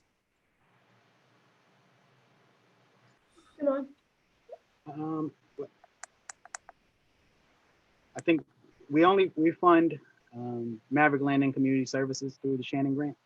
And that would be the main population that speaks English as a second language. And so I think we just are working with them and the issues that they have in their community. That would be one of our forefront organizations. Last year we funded High Square Task Force. And that was another organization that deals with that population as well. We fund Refugee and Immigrant Assistance Center that works with the Somalian population. It's also, they deal with that same population that you're addressing. And I'm sure most of our BCYF centers also deal with said population. So we do fund a myriad of places that do that work specifically. Thank you for that answer. Can I just make one note? During these annual grant application processes, the Boston Police Department doesn't make the decision as to who gets and who does not get funding. That decision-making process is again in community hands. So what we do is we put together a group of maybe 6 to 10 community leaders that aren't directly affiliated with the applicants that are submitting grant applications. And then we have a score sheet, and that score sheet has within it certain criteria that ask these readers to think about inclusion, including supporting organizations who speak English as a second, who primarily serve those who speak English as a second language. So in the criteria piece of the scoring of these grant applications, there is encouragement to give extra points to nonprofits that work in the most diverse communities in Boston. So there are extra points that are given so that we do have a broad range of grantees that represent a broad range of immigrant communities, and it's built into the scoring mechanism within the grant process. And again, scored not by police, but by community leaders from communities not affiliated directly with those nonprofits applying. Well, thank you for that answer. And then my final question, I worked with Councilor Campbell over the last several years on domestic violence outreach and with the police and with survivors and various organizations. One group is the Asian Task Force Against Domestic Violence.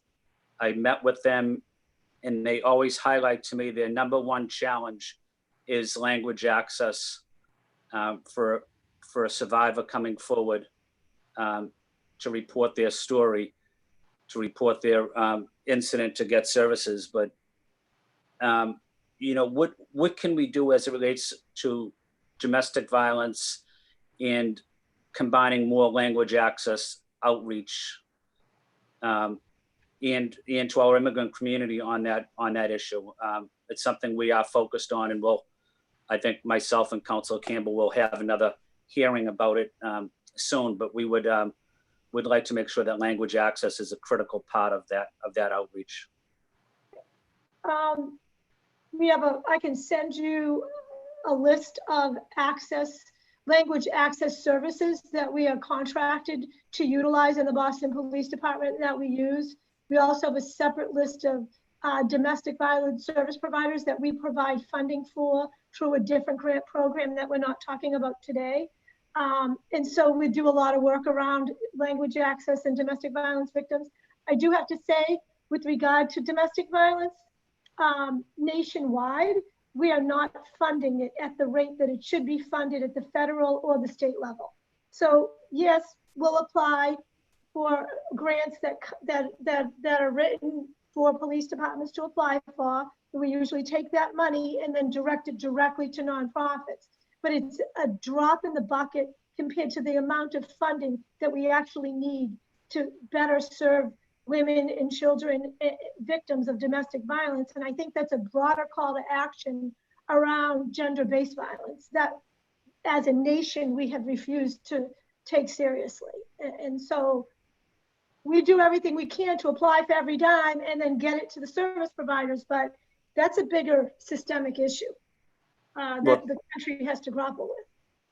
No, thank you. I appreciate that. I don't have any more questions. I just want to make one final comment. Is you're exactly right. We were at a hearing.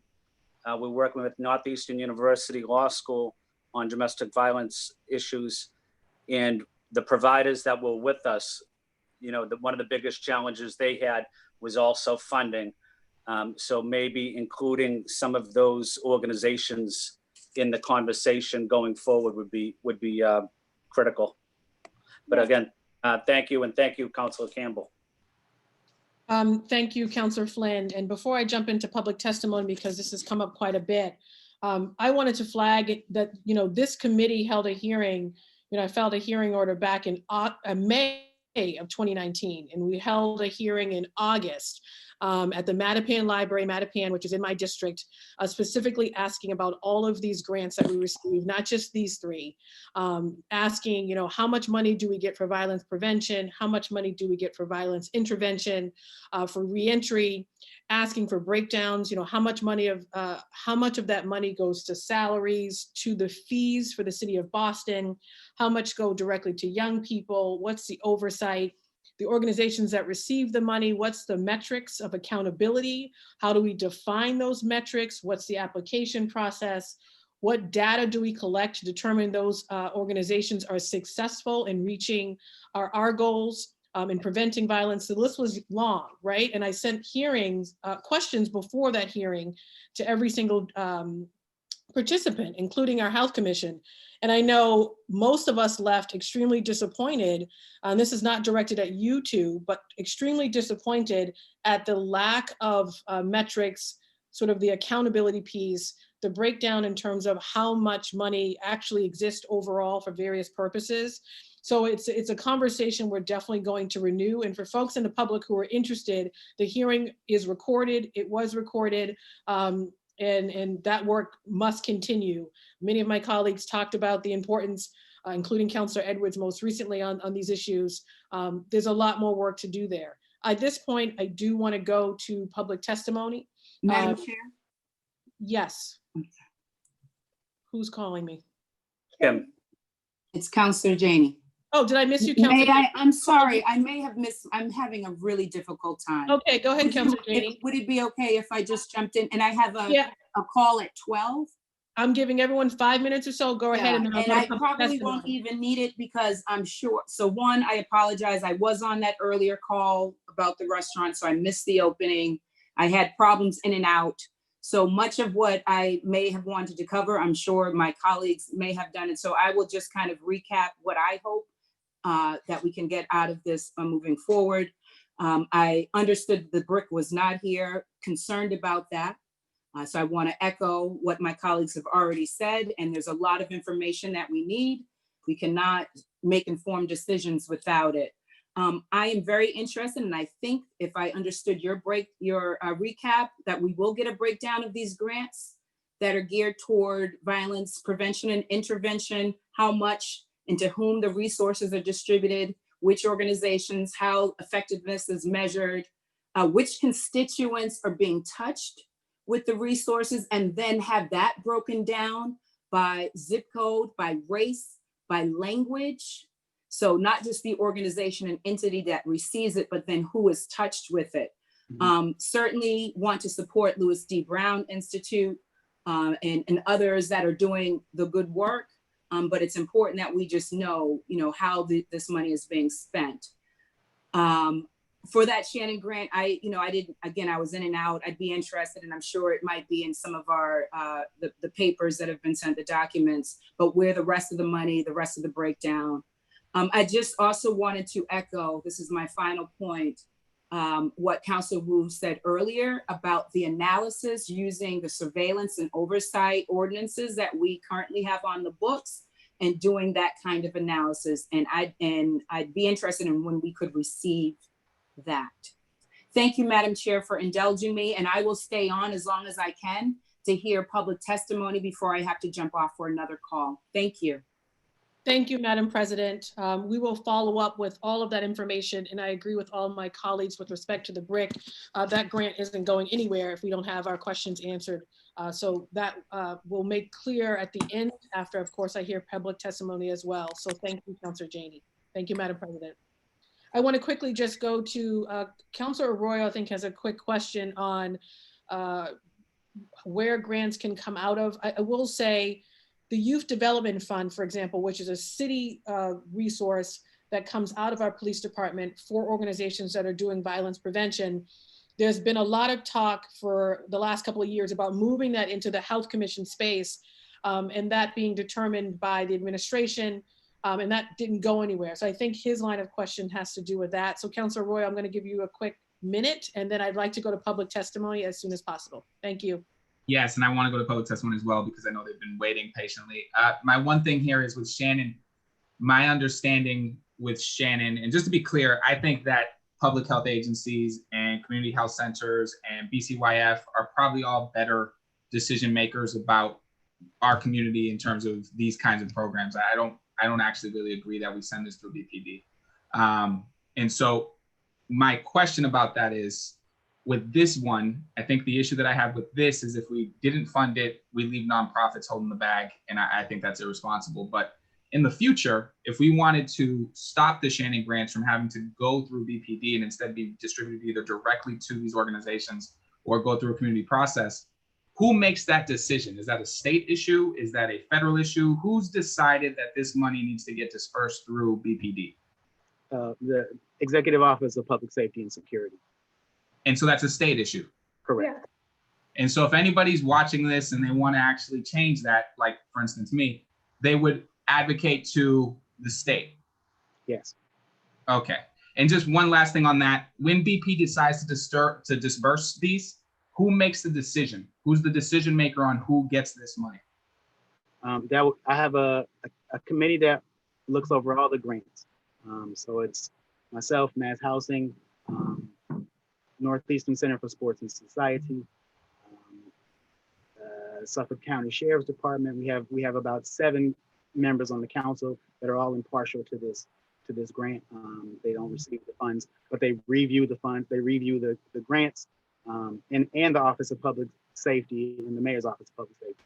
We all review the grants and then we kind of disperse the funds. Thank you for that. That's it. I would like to go to public comment. I just want to make sure that if we had the issues with where the Shannon Grant goes through, that it was clear where we can direct that energy, including for myself. Thank you.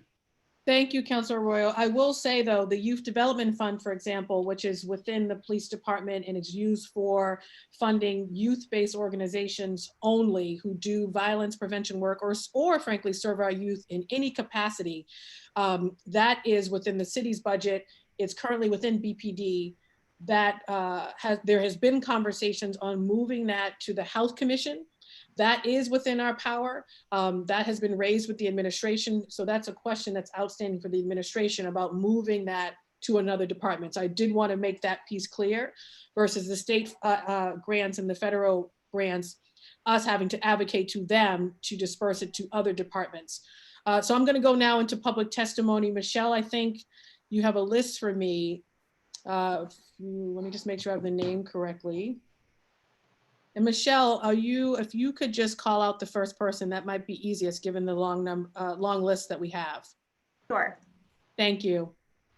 And go ahead. And actually, before you do that, a reminder that public testimony is 2 minutes. We have a lot of folks signed up. We want to be as fair as possible to allow as much community voice in this hearing as possible. So I'm going to be sort of strict on the 2-minute timeline and look forward to everyone's comments. Thank you.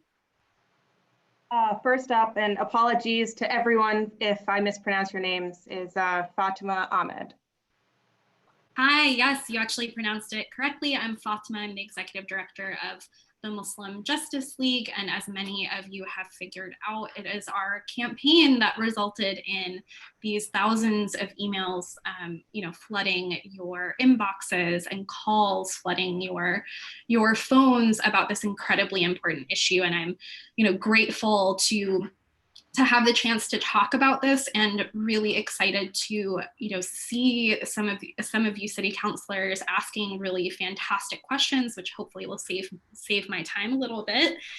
With regards to, the Shannon grants and how we fund nonprofits, we love the work that REACT does with our immigrant community. We love the Louis D. Brown Peace Institute. We want to support more mental health services and all of these things. But at MJL, we know deeply from our work around the Countering Violent Extremism framework what it looks like to be criminalized while you're asking for funding and to have to go to law enforcement to get the resources that you desperately need. I don't want to spend another youth workshop having to explain to Somali youth why the Boston Police Department gets so much money to call them criminals and to say that they're inherently violent and on a path to radicalization when they just want money to support youth centers and the things that they actually want and need. And so we are asking you as our city council to work with us and to work with the state departments like EOPS to create clear, direct, and easy paths for nonprofits and community organizations and institutions to actually receive funding without having to accept these narratives that criminalize them or bloat the BPD budget with additional overtime funding for them. On the issue of BRIC, which you all know is one of my favorite topics, I happen to be a former tech worker, and so I love thinking about all of that data. We just have to seriously have the hearing as soon as possible. We're waiting on so many details, but we do already know how the gang database works. We know that it's full of Black and brown people, and we know that we cannot continue to pretend to be a sanctuary city while BRIC is operating and feeding information to the Department of Homeland Security and to the FBI and all sorts of other agencies with no transparency and additional funding outside of the city budget from those federal institutions as well. And so I'm really excited to have that hearing as soon as possible with David Carabin and hopefully others from the BRIC to dig into that. We're also still waiting from the 2017 hearing to get that inventory of all technology and software and hardware and equipment that BPD has for any surveillance. I know that some of you city councilors have even tried to follow up with BPD to get that inventory, and we're still waiting on it.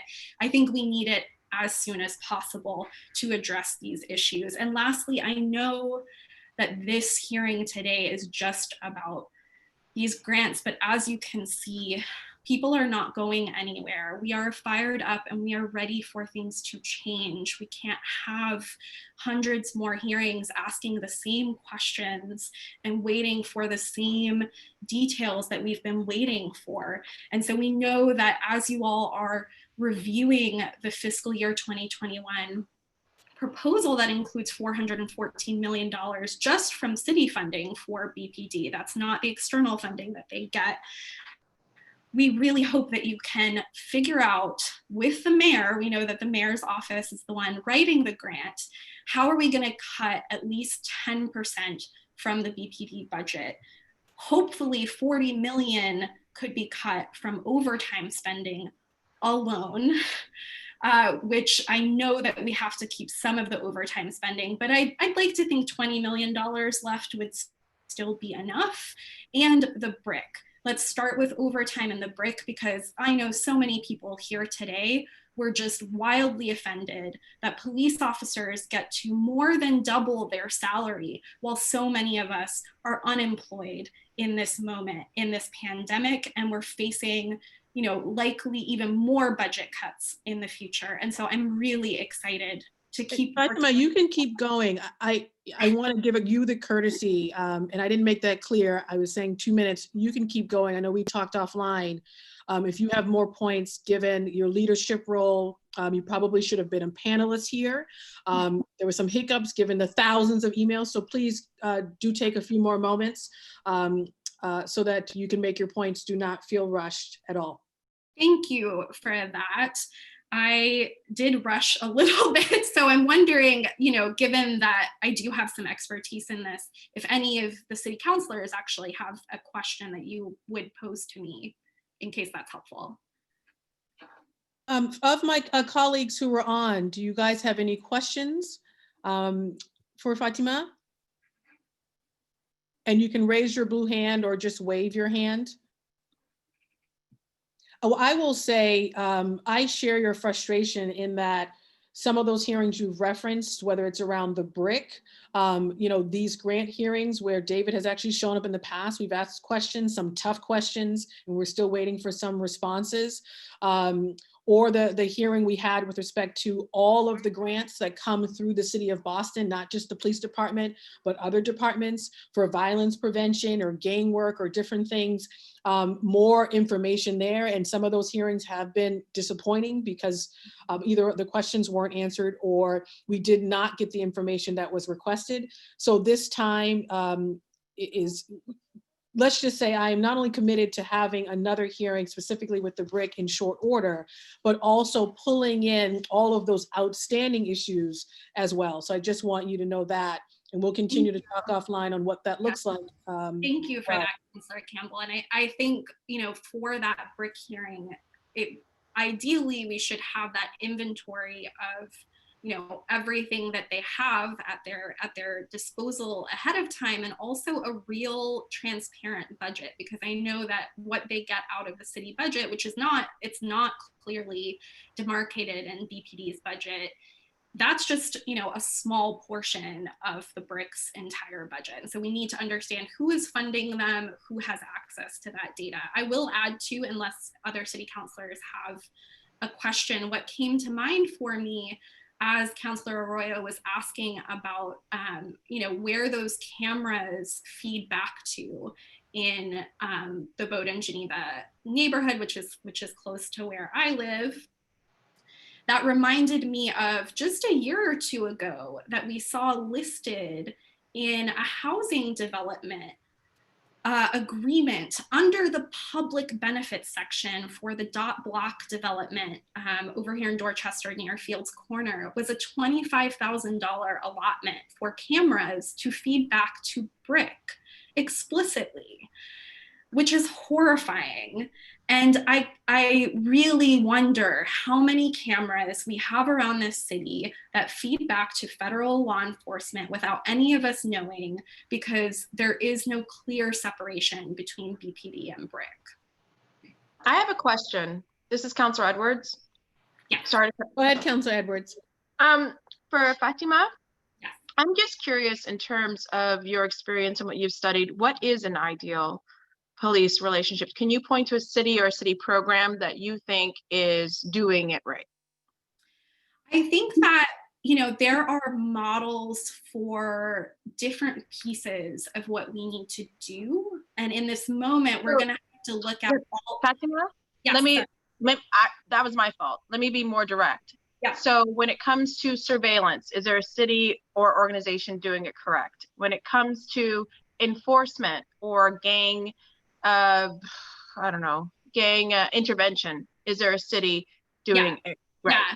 Sorry, I'm getting there. So one is, say, the city of San Francisco and I believe the city of Portland, Oregon, both cut their law enforcement, their local law enforcement, from participating in the Joint Terrorism Task Force, which here locally the JTTF is, that is, you know, how Osama Rahim was murdered. That allows cops to actually act as FBI agents, which means that they can surveil anybody and investigate anybody without a criminal predicate. So without, suspecting that they've done something wrong. Providence, Rhode Island, just nearby, did a really awesome community safety act that had significant restrictions on their gang database, and particularly on youth being entered into the gang database and the rights of our young people. And so, you know, they're just an hour away. We've been talking to them about how to do that around the gang database. So I think, you know, we'd love to continue these conversations about how do we pull together some of the pieces that have already happened around the country, and also let's make sure we ban facial recognition this Tuesday. So one, Fatima, thank you, Councillor Edwards. Just to allow for some of the other folks that you've that signed up to participate to testify. You want to take one more minute before I go through this long list in the chat and get to as many people as possible, and then we'll connect offline on a subsequent hearing. Sure. I feel like I have said plenty here and online, but I really do, you know, look forward to continuing these conversations with you all, and of course bringing this up to the mayor's office as they're working on, you know, that new budget that you all are reviewing and figuring out how can we move forward and make some real steps, because people are done waiting for it. Thank you so much. Madam Chair, Thank you very much. Councillor, go ahead, Councillor Royal. I'll give you 1 minute and then I'm going to go to Paulina. Thank you, Councillor Royal. Fatima?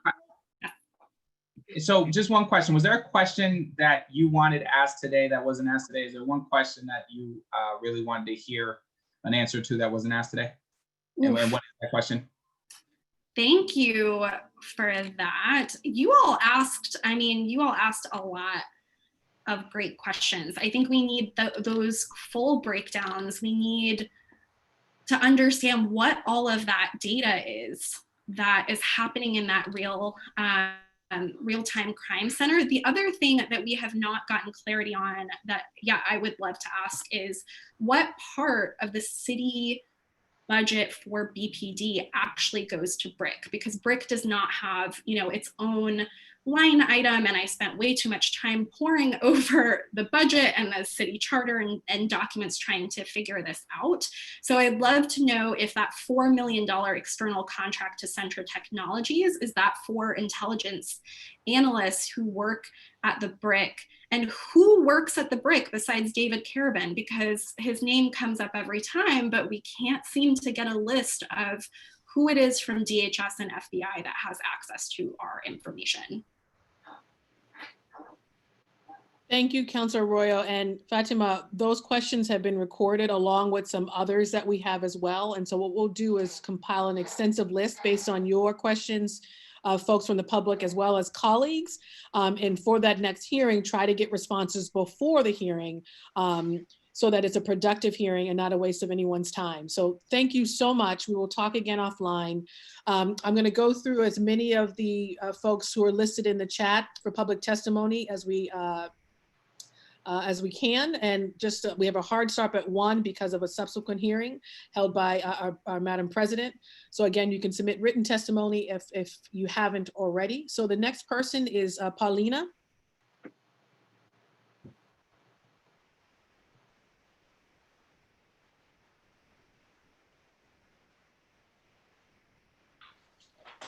Sam Rowley.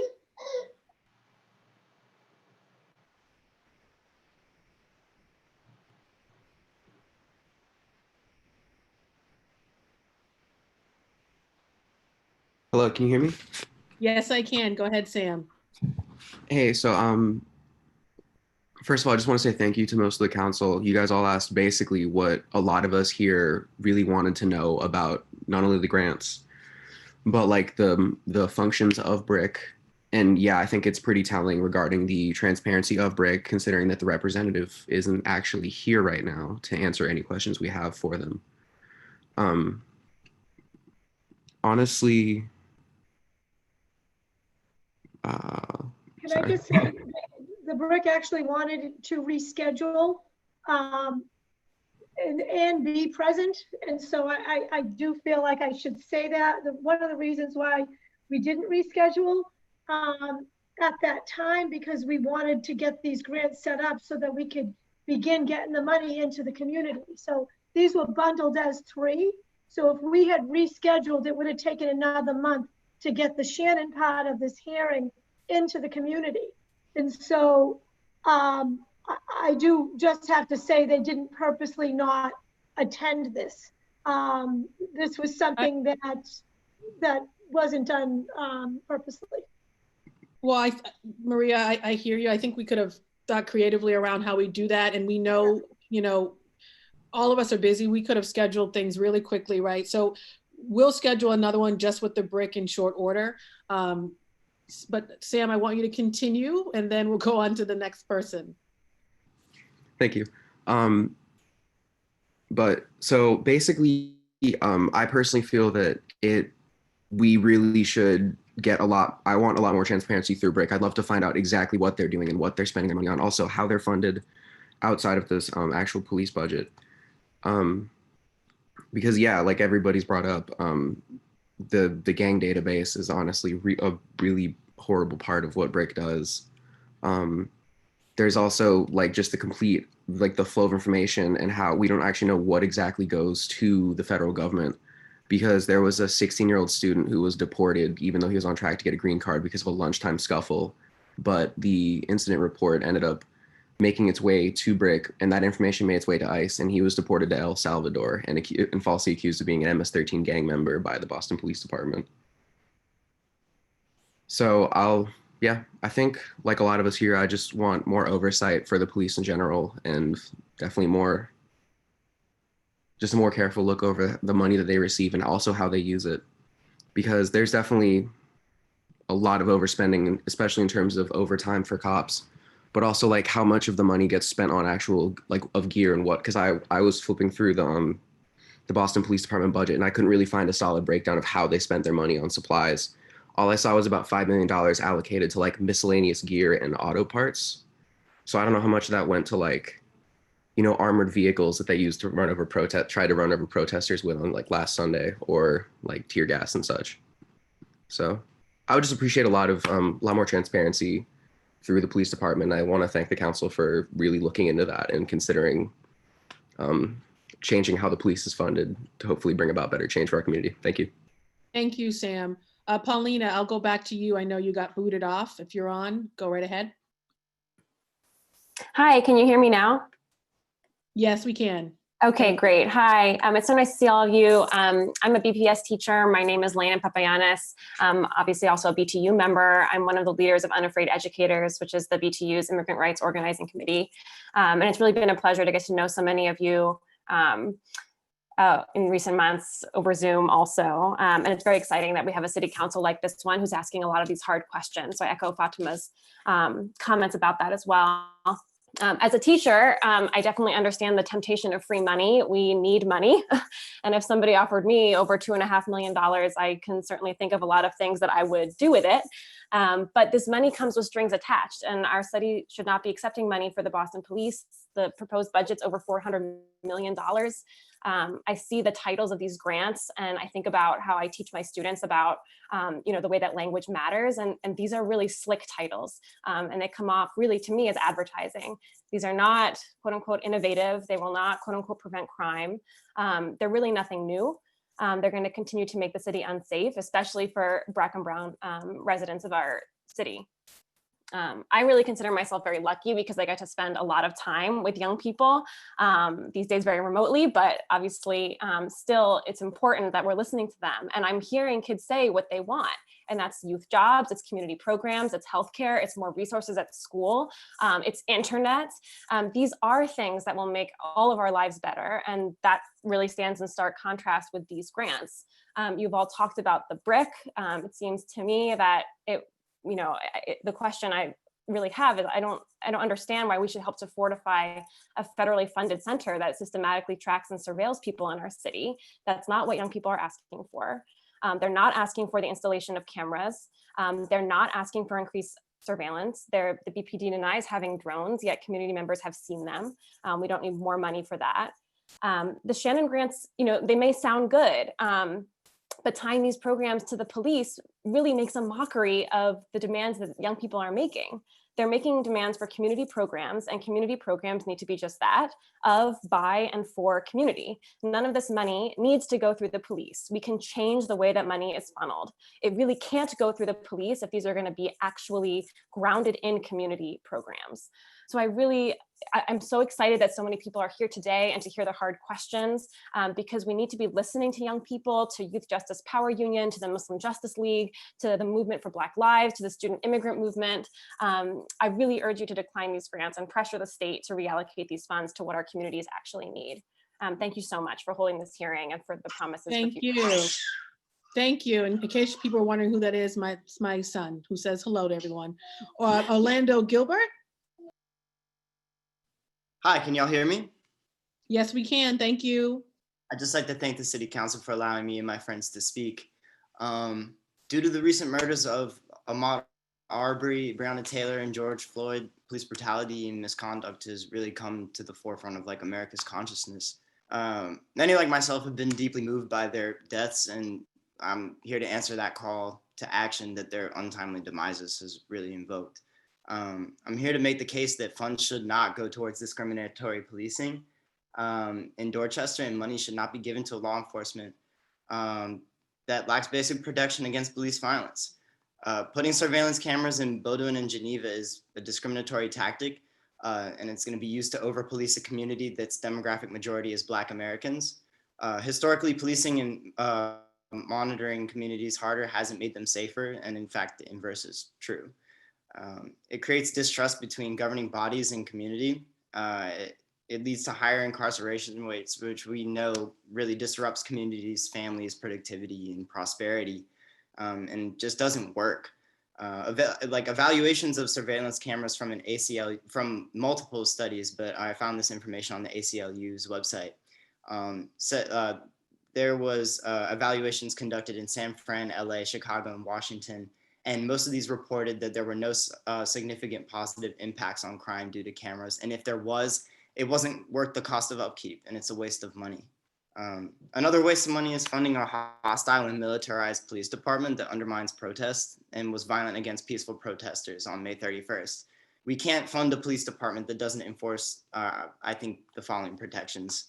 Requiring police officers to de-escalate before using force, requiring officers to intervene and stop excessive force used by other officers, requiring a verbal warning before the use of force, and requiring officers to report each time that they use or threaten to use force. And we're really not safe from the police until these are put into practice. I do recognize the good that the Charles E. Shannon Partnership can do, but none of that money should go to over-policing communities. This money should really be going to the advancement of education and the arts in these neighborhoods. And we need to see money sent to key communities to create structural change, not individual programmatic responses, and definitely not to militarizing the police. So yeah, no more band-aids on a flesh wound. And yeah, your constituents are energized. Like me and my girlfriend got together and we made some posts outside of any agency, or like nobody provoked us to do this other than our own, our own intentions to better the situation. And our post ended up getting over, I think, 100 shares on Facebook and like close to 200 to 300 shares on Instagram. So people are out there, we're angry and we're energized, and it's, we want to do something about it. And yeah, your constituents are angry, so please listen to us. I'm done. Thank you, Orlando. So no, you're not, well, if you're angry, thank you for channeling it into this hearing. I appreciate it. I'm going to go on to the next person, Emiliano. I think Sophia yielded her time from the ACLU. Excuse me?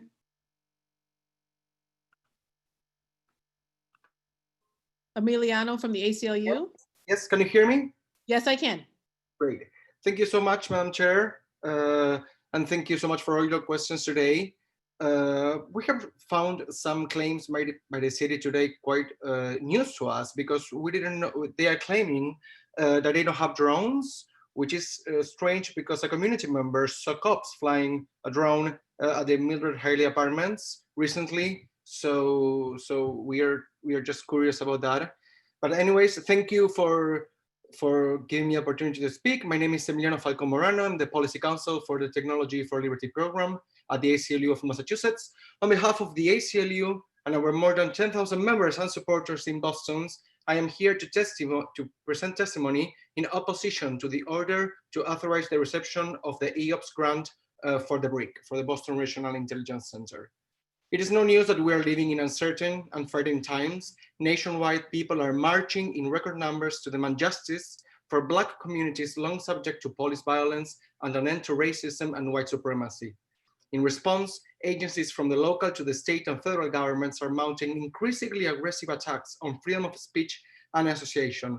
On Monday, the world watched in horror as officials tear-gassed residential neighborhoods in Washington, D.C., an action which is prohibited under the laws of war.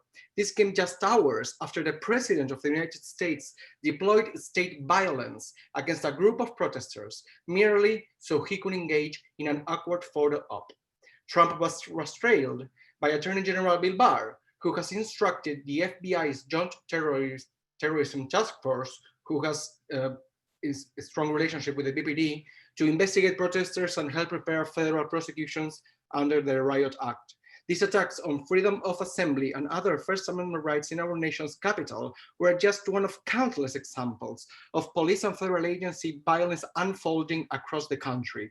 Every night on the news and social media, we see police forces and federal agencies armed to the teeth, watching us through a sophisticated and interlinked surveillance apparatus and protected with face guards, shields, batons, and guns. Here in Boston, we witnessed the National Guard's obscene display of power, deploying warfare vehicles and weaponry downtown. Our beloved city now appears as if it is under military occupation, with areas of downtown dotted with tanks and soldiers at the ready. Meanwhile, as the police and National Guard show us how well-funded and equipped they are, our nurses and medical personnel still, months into the pandemic, lack the personal protective equipment they need, forced to reuse masks that in ordinary time would be of one use. And because our government has failed to adequately fund broadband access, we see unacceptable disparities in who has internet access to participate in remote learning. Predictably, here in Boston, families from low-income communities of color are more likely to lack internet access. Those are the same communities that have for so long been subjected to violent policing and racism, and the same communities that are overwhelmingly getting sick and dying from COVID-19. For too long, we have largely accepted that police departments and agencies will be funded to the hilt to buy weapons and surveillance equipment at the expense of what our communities really need. And for decades, that has been the case. but this must stop now. At the end of those practices must begin with the Boston City Council taking action to reject grants for more surveillance and racially disparate policing. Today, this committee is discussing whether the city of Boston should be authorized to spend money on more policing and more surveillance. The answer is no. We are especially concerned about the grant of $850,000 from EOPS that the BRIC will use to upgrade, expand, and integrate technology and protocols related to anti-terrorism, anti-crime, anti-gang, and emergency response. Despite sustained community outcry about persistent racial disparities in the gang database and the field interrogation and observation database, the Boston Police Department has, far be it from dismantling these systems of oppression, not even provided empirical evidence that supports the continuation of these racially disparate police practices. Before the City Council currently is an ordinance proposed by Council President Kim Janey, which would subject requests for surveillance technology upgrades such as this to rigorous oversight, transparency, and accountability mechanisms. Currently, no such protections exist. In this context, the City Council cannot, in good conscience, accept more money for the gang database and related surveillance programs. Furthermore, the Council can't even be sure what it's voting on based on the materials provided. The single sentence description provided by administration does not provide the council or the community with any real information about how this money is going to be used. As written, the City Council order is imprecise and leaves too much discretion to the police department. In the past, we've seen the Boston Police Department seek absurdly invasive surveillance technologies, such as a 1.4 million social media spying system, only to scuttle the plans after community backlash. The unfettered discretion allowed in this order and to police in general, and the lack of attendant accountability are part of the reason why people in this city are taking the streets in historic numbers. The City Council has the opportunity to blaze a trail and start demanding more accountability and transparency when it comes to the budget of the police department, and it must begin by rejecting this vague but enormous request. Instead of authorizing the Boston Police Department to accept nearly $1 million for unspecified technology upgrades relating to highly offensive systems like the gang database, the Boston City Council must reject this order. Doing so will send a message to the state government that Boston seeks funds for human needs, not more surveillance and policing. For true community health and safety, we urgently need universal testing so Boston can safely reopen and people can protect themselves and their families in the middle of the coronavirus pandemic. We need money for youth jobs. We need funding to eliminate the education achievement gap. We do not need more money for racially disparate surveillance. As multiple city councilors powerfully expressed yesterday during the council meeting, we need to do more than just talk. We need to support progressive legislation and take progressive votes to back up progressive rhetoric. Today, the City Council should honor the urgency in the cries for justice in the streets by denying authorization to accept this grant. Thank you very much. Thank you. Next up, I don't see Catherine Silvestre. So we're gonna go to Naomi Zerilli. Hi, my name is Naomi Zerilli. I'm here today because I'm deeply disturbed by the police violence plaguing our country and the increased militarization of the police. I strongly believe we need to cut funding for the Boston Police Department, and this can begin with rejecting dockets 0408 and 0710, which accept federal funding for some of the police department's most racially biased and least transparent initiatives. Docket 0408 provides Boston Regional Intelligence Center, or BRIC, with more funding to directly target Black communities. According to the ACLU, as of 2019, over 70% of BRIC's gang assessment database is Black individuals. In 2018, the ACLU sued the Boston Police Department to gain access to their gang database because the police refused to provide complete information about how this database was being used. Currently, individuals are not informed when they are added to this database, and yet it has been used against them in courts of law and when seeking asylum. It can take over 10 years to be removed from the database. The lack of transparency from BRIC is unacceptable, and we cannot continue to accept money that funds them further. Docket 0710 to install surveillance cameras in the Bowdoin Geneva neighborhood is also extremely troubling. To set up surveillance cameras in a predominantly Black neighborhood is to further perpetuate the racist lie that Black folks are not to be trusted, that they are criminals. BRIC has access to this footage and could use this as another way to target Black people. This grant should be rejected, and instead we should focus on community initiatives, youth programs, and improving public schools in Dorchester. We need to invest in the people of these neighborhoods, not the tools we use to police them. There's a huge disconnect between what the police say this money does versus what the money is actually doing. The areas this grant money is going towards and the metrics for its alleged success of these programs were not clearly defined in this meeting and were not clearly defined in the dockets. We cannot further fund an organization that provides excuses instead of results. The BRIC representatives' failure to attend this meeting shows their level of investment and making changes during this pivotal time. I urge the City Council to divest from funding the Boston Police Department any further.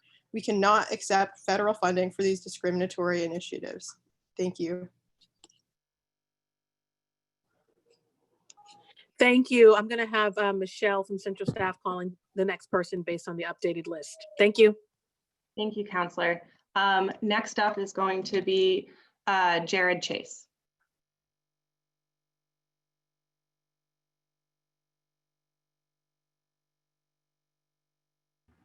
Hi, can you hear me? Yes.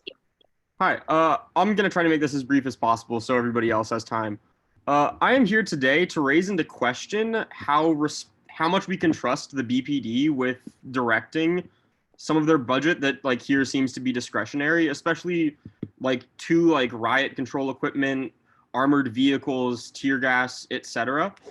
I personally think that I've seen a lot of evidence over this past weekend to kind of prove that while their job is to protect and serve, they are failing to truly protect the people. The first case that I'd like to bring of this, at least a third, if not half of the cops that I've seen this weekend and this week have either been failing to properly wear masks, like it's below their nose, so it doesn't really work, or not even trying to wear any masks at all. This is really alarming to me because we are living through the biggest pandemic we've seen in a century. And the purpose of masks is to protect all of the people around you more so than it is to protect yourself. And by seeing these people whose job is to protect us deciding not to wear masks proves to me that they aren't really protecting us. I've also seen only 2 National Guardsmen actually wearing masks out of the dozens that I've seen, and that really disturbs me. I wish that them not wearing masks was the biggest example of them not protecting us that I could bring forth to you guys today. Unfortunately, it is not. While I was at the protest on Sunday, which I want to emphasize was peaceful for the first multiple hours of the protest, I was standing peacefully in front of City Hall when cars started driving through the crowd.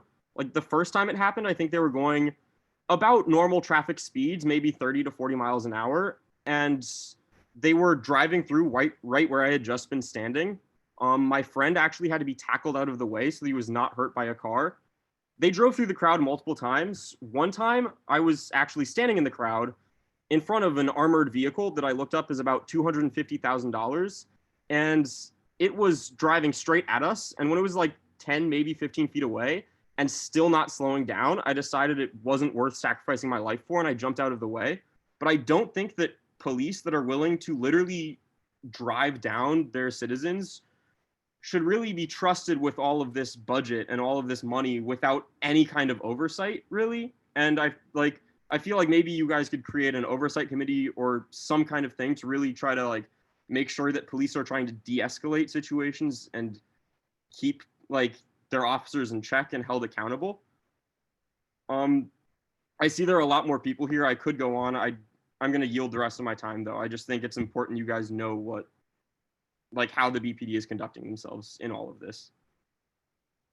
Thank you, Jared. And Michelle, I'll have you call on the next person. Thank you. Next up is Angela Mirage. Hi, this is Anjali Mirage. Can you hear me? Yes. Thank you. I just want to speak directly to two of the dockets that are up for consideration today. Regarding docket number 0192, I agree that money should go to community organizations. I don't agree that Boston Police Department should be the middleman in that. First of all, the representative said that 40% or almost $800,000 of that money would be essentially kept within the department, going to different police departments. That aside, grant administration is still an immense responsibility. How can an agency whose actions have demonstrated distrust and disregard for the community, particularly when it comes to the safety of communities of color, be expected to manage and distribute nearly $1.8 million in an equitable way? That is cognitive dissonance. That does not make sense. Furthermore, you say this grant has been administered for 15 years with high quality evaluation and research backing it. Why then, when I go to look at the 2019 grant brief, do I see not a single outcome for the program under the strategies and outcomes section? I'll tell you what I see. I see 3,801 participated in youth development programs. Okay. 10,000 people attended events, meetings, and presentations. These are outputs, not outcomes. Telling me that X number of people completed a program tells me nothing about the impact that that program has actually had on youth violence and safety. Telling me that 2,300 hotspot patrols were completed, whatever that means, also tells me nothing about the state of safety in our communities.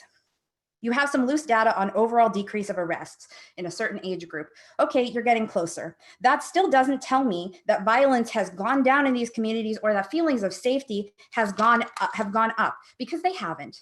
It doesn't tell me that feelings of safety have increased as a result of BPD designing program and determining programming, because it hasn't. You don't want the nonprofits from the previous year's programs holding the bag? Great, stop holding them hostage. Give them back the funds from BPD's $414 million proposed budget for next year. Regarding docket number 0408, there's another example of cognitive dissonance, and I'll keep this short because Brick didn't even bother to send somebody out here or try to make sure they rescheduled so they could represent their point. Brick is responsible for violating privacy and civil liberties of activists and BPS students, and there have been several lawsuits filed to that point, at least one of which was settled. That has led to at least one student being deported over a lunchtime argument at school. Brick has been deliberately evasive about their surveillance methods and their relationship and sharing information with ICE. Giving $800,000 to an agency with this reputation in a place that calls itself a sanctuary city is not just dissonance, it is a farce. Thank you. Thank you, Angela. Michelle, can you call the next person? Thank you. Yes. I don't see Aaliyah, so we're going to move on to Hannah Sheikh. Hello. I am a resident of Fields Corner, Dorchester neighborhood, and I'm a Somali American living in Boston. And this is my first time ever speaking at any city council committee meeting, so bear with me. I just want to say that from what I've seen in the dockets represented in this meeting, what I see is that what's represented here is that the larger issue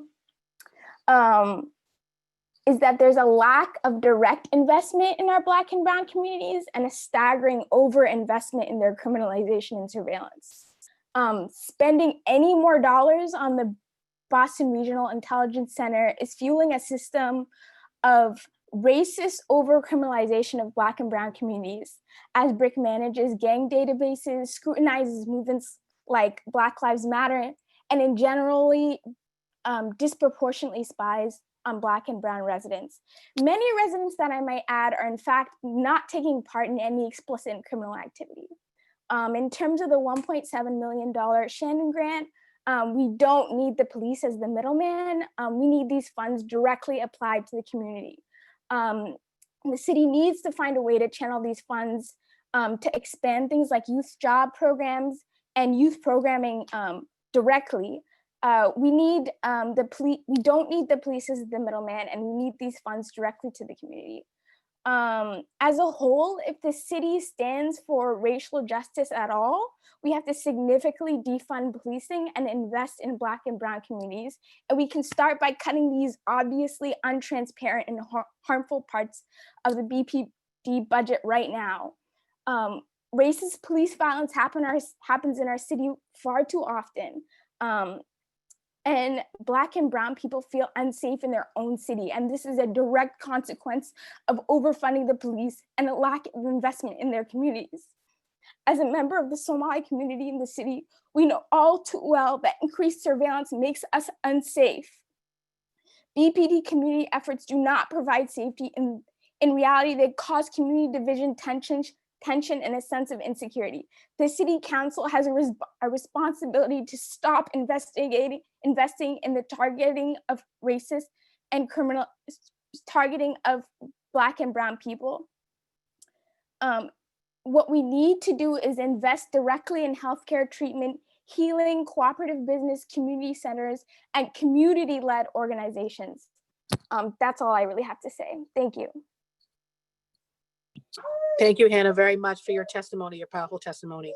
Michelle, if you could call the next person. Next up is going to be Saisha. Hello, can anyone hear me? Yes. My name is Saisha, and I grew up in the Boston area for some time. I attended many schools. I've witnessed so much police brutality, so much police discrimination, harassment, and it all began when I was only 15 years old. I was harassed and falsely discriminated by Boston police, and I was abused. I was left in the police station, and one of the officers literally told me to my face that I will be a prostitute and I will end up in the streets in gang violence and all that. I've never had a record in my life. I've never done anything. I went to the John D. O'Brien. There was no reason for her to speak to me that way. And at that moment, I knew that the system was absolutely disgusting. And the same questions have been asked. How can we help our community? The answer has not and will never be Boston Police Department. It will always be counselors, teachers, community programs that will help Black communities and minority communities to succeed in life, both financially and mentally. And I would like to emphasize financially because we are very poor and it is sad. $414 million is not necessary to give to a department that sits in their cars and use these absolutely useless computers to monitor supposedly gang violence when the immediate problem is not to use computers in those cop cars, the answer is nor surveillance either. The answer is to help the Black communities and minorities, which BPD does not do. Boston Police Department have no ethics and have been known to stir up trouble with citizens who live in Dorchester, Roxbury, Mattapan, and more cities. Like Fatima said, youth rights are important and they are left completely astray and victims of police brutality and terrible police ethics. They have to be helped while we can still help by financing the needs for Black communities and minority communities. Are these officers being held accountable for their action? The answer is no, and it shows when people are constantly victims of their terrible, biased, and racist work ethics. Do not let these officers slide because this is not a happy park. This is an angry city. BPD is not the answer. Therefore, they do not need these funds, but the city of Boston has been desperately asking for their children, for their children's education, for their college tuition, for Black people to have a substantial, well-paid payroll, youth jobs for Black people because they have been left astray for too long, resources and diverse programs for students. I would like to address the increased policing in our own city, and I'm deeply afraid of the outcome. George Floyd has passed due to a terrible and racist system. We have been attacked and protesting for a change. We have been abused by police for too long. We are not only tired of policing, but the money that enables these officers. It needs to end. BPD needs to be defunded, and those funds need to be directly used elsewhere. Those funds need to be funded directly into our own community. Listen to us. We are victims, and we have done nothing wrong. Do you think it is okay to fund a system that wrongs innocent people? No, it is not okay. Defund Boston Police Department, and it is that simple. There needs to be help elsewhere. Goodbye. Thank you so much, Sasha, for your powerful testimony. Michelle, if you could call the next person. Thank you. Next up is going to be Ayana Owen. Hi, can you hear me? Yes. Thank you. Thank you to the Muslim Justice League for mobilizing us to speak on this issue. My name is Iana Hawkins Owen, and I'm a Cambridge resident. I'm 34 years old, Black, and queer. When I first heard about the murder of Sean Bell by the police on his wedding day, I was 20 years old. I think about him today, even though the names we scream in the streets across the country are George and Brianna and Ahmad and Tony and more. But I think of Sean when I look at the inexhaustible list of names, because it reminds me of something an old white friend once said to me about how he lives his life. Each day I am going to a wedding. It is not the institution of marriage or the vows or the flowers that holds my attention. It's the posture of celebration and of looking forward at the uncertain future with wonder and with the reassurance that you are loved thoroughly, expansively, and unconditionally. If you give these grants to the Boston Police Department to use or to disperse, you will knowingly continue to arm one of the most brutal American institutions responsible for terrorizing Black people, snuffing out my people routinely, mundanely, and without consequence. In a world without police, the embarrassing stories we tell about one another, the tears we cry, and the toasts that we raise are to and for the living. Defund the police and let us say, each day I'm going to a wedding, rather than for one more day, I escaped my funeral. Thank you. Thank you. Michelle, if you could call the next one. Thank you. I don't see Victoria, so up next is Laura Newman. Hi, good afternoon. I would like to thank you all for the opportunity to share our thoughts. I am a nursing student with a bachelor's degree in both psychology and sociology. And I'm also a proud member of the transgender and Russian Jewish communities and a lifelong Boston resident. My main focuses are on public health and safety and mental health advocacy. Today, you are gathered to vote on whether to grant additional funding to the Boston Police Department. We are all highly aware that we are living in highly emotional and intense times due to a global pandemic and the highly publicized atrocious acts of police brutality.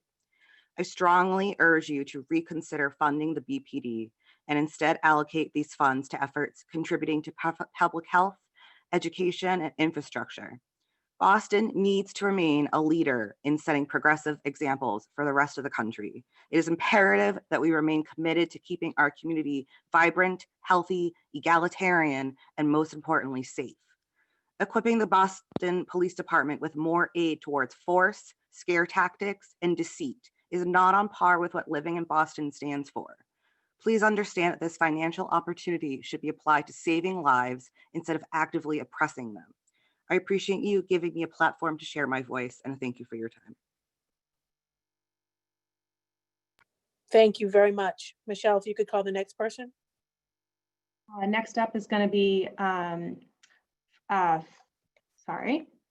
Basame. Hi, can you hear me? Yes. All right.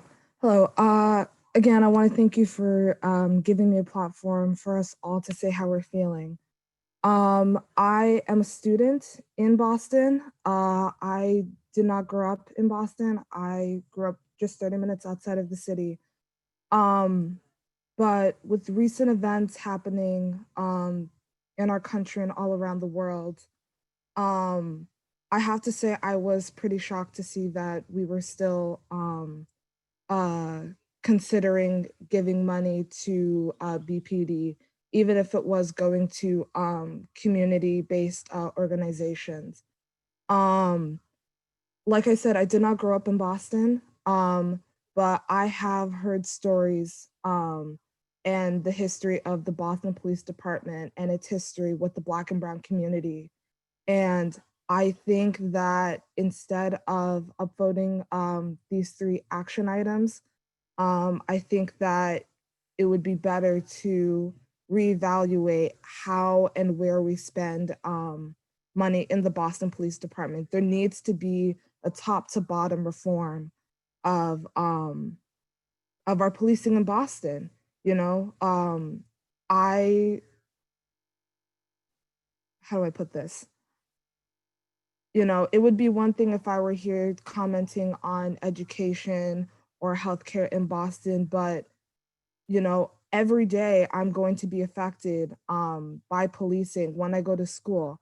I always see police officers on my campus. And so this issue affects me and other students in Boston, especially students of color. And so I hope that, you know, I hope my testimony convinces you guys to downvote these 3 docket items for now until we get a thorough analysis on exactly how and where the Boston Police Department is putting its money. There's no transparency. It's very difficult to find exactly where the Boston Police Department is putting its money. And that needs to change. I yield the rest of my time. Thank you so very much. Michelle, if you could call the next person. Next up is Adam Pieniazek. Hi, I want to be as brief as possible, but every day I walk around my neighborhood, which is in the St. Mark's area of Dorchester, between Ashmont and Fields Corner. I guess Shawmut is our closest T-stop. And there's a project, the Dot Greenway, that would connect Ashmont, Shawmut, and Fields Corner and give the residents of this community a place to walk and bike and enjoy nature. And it only needs $500,000 to do a design phase and then can be completed because we have the funds already allocated to build it. So it's really frustrating to see that we're talking about almost $2 million for surveillance and other things that aren't going to increase trust in the government and are not going to make our community better long-term. And I would really encourage, I know that some of the counselors like Andrea and others who, and Lydia, who they're probably well aware of this, but I know some of you are probably not. And I would encourage every single counselor to come and walk around here in where the Dot Greenway would be, because it's just a fenced off wasteland right now. And it seems like such a thing that we could easily fix. And those are the kind of things, that's the kind of environmental design from one of the grants that kind of an innovative thing would help us all. And, you know, it's just very frustrating that we have to sit here and talk about how we shouldn't be surveilling our community more, because it's not helpful. It's not helpful to surveil us. We need to improve the neighborhood and all of us. I yield the rest of my time. Thank you. Thank you, Adam, and thank you for bringing up that Greenway. You're right, it is part of my district. We've been working on that since I was a counselor and I started 5 years ago. So thank you for raising that point. The community has been incredible to try to get funding, but it's a solid point. I appreciate it. Michelle, if you could call in the next person. Next up is Catherine DeLeo. Can everyone hear me? Yes. Thank you. Catherine DeLay, JD, born and raised in Hyde Park. First, Black Lives Matter. In this moment, it is imperative that we listen to Black organizers and defend Black life by defunding, disarming, and dismantling the police. These grant funds should not go to the militarized, violent Boston police. I was at the protest on Sunday night. The Boston police were solely responsible for instigating and causing violence. I watched the militarized Boston police commit war crimes against peaceful protesters with no provocation. Not that there is any excuse for police to commit war crimes. After 9 p.m., protesters moved from the Boston Common to the street and spread out across the street so that everyone could exit the Common peacefully. All of a sudden, Boston police drove 3 police SUVs at full speed straight at the crowd. We shrieked in terror as we tried frantically to clear the street. There were so many of us that we were nearly trampling one another as we scrambled to get out of the way of the SUVs. We begged the police to stop the SUVs. They wouldn't even slow down. Many of us, including myself, were almost run down in the street by these SUVs. It is a miracle that no one was killed. As we fled, we began to run down to the other end of the street. As we did, militarized Boston police emerged in riot gear and began macing and throwing tear gas canisters at peaceful protesters. That is when things escalated. That is how. The Boston police have been violently terrorizing, traumatizing, and oppressing Black and brown communities in and around Boston since the police originated as slave patrols. The police make our communities dangerous, and they incite and cause violence. There is an enormous cruelty in using tear gas, a chemical weapon that causes uncontrollable coughing during a pandemic that affects the respiratory system, a pandemic that is disproportionately killing Black and brown people. The funds needed to pay for one cop's riot gear could pay for full PPE for 55 healthcare workers who this pandemic has revealed to be tragically under-resourced. Defund the Boston Police, dismantle the Boston Police, invest in Black and brown communities, not in their death and violence against them. I promise you that I will be out in these streets raising hell, and I will not sleep and I will not stop until the Boston Police are defunded and dismantled. Thank you. Thank you, Catherine. Michelle, if you could call the next one.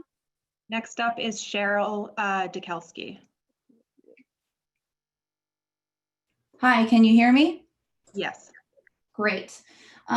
So first, I just want to say that I am actually a strategic planning professional, and I'm here primarily to talk about the City Council's strategy to addressing the issues that are coming to the forefront right now. That includes ways to handle items on the docket today, and as well as items docketed for the future. I'm not here as the result of any particular campaign, but as the result of my own understanding that change is needed and that all voices possible need to be working in support of it. In case I run out of time, the most important request that I can make today is that the City Council begin using a strategy-driven approach to funding and governance. In strategic planning work, we begin with what we want to achieve in terms of outcomes that we're pursuing, alongside the criteria that we will use to determine whether we are being successful in achieving them. And because how we do things matters, we often include in our strategic plans information on the values that we use when we work. So to give you an understanding of what that kind of approach looks like in practice, I want to clearly state today the outcomes I'm looking for. I'm looking for the communities that I live and work in to be using evidence-based practices for public health and for public safety. To me, this means traceable spending that continually reduces funds spent on policing and continually increases investment in our community resources that are evidence-based to benefit communities of people of color and who are disproportionately affected by community infrastructure deficiencies. I believe the City Council needs to establish a clear set of outcomes they are pursuing and the measures and criteria they are using to evaluate their progress toward these outcomes. This is relevant to today's docket because it speaks to the criteria being used to solicit and accept grant funds. We need our values to be understood by everybody, and we need to have those values front and center in the governing process. So if evidence-based community funding practices inform the criteria that the City Council is using, we could do a lot to modify existing grants on the docket, including the grant objectives, as well as the grant outcomes that are targeted, as well as the grant partners and grant funding allocation oversight.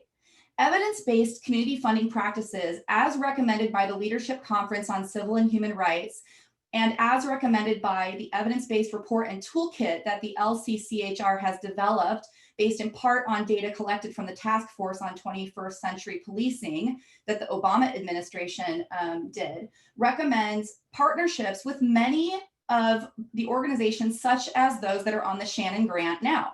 The problem is the police partnerships, and specifically the police role in oversight.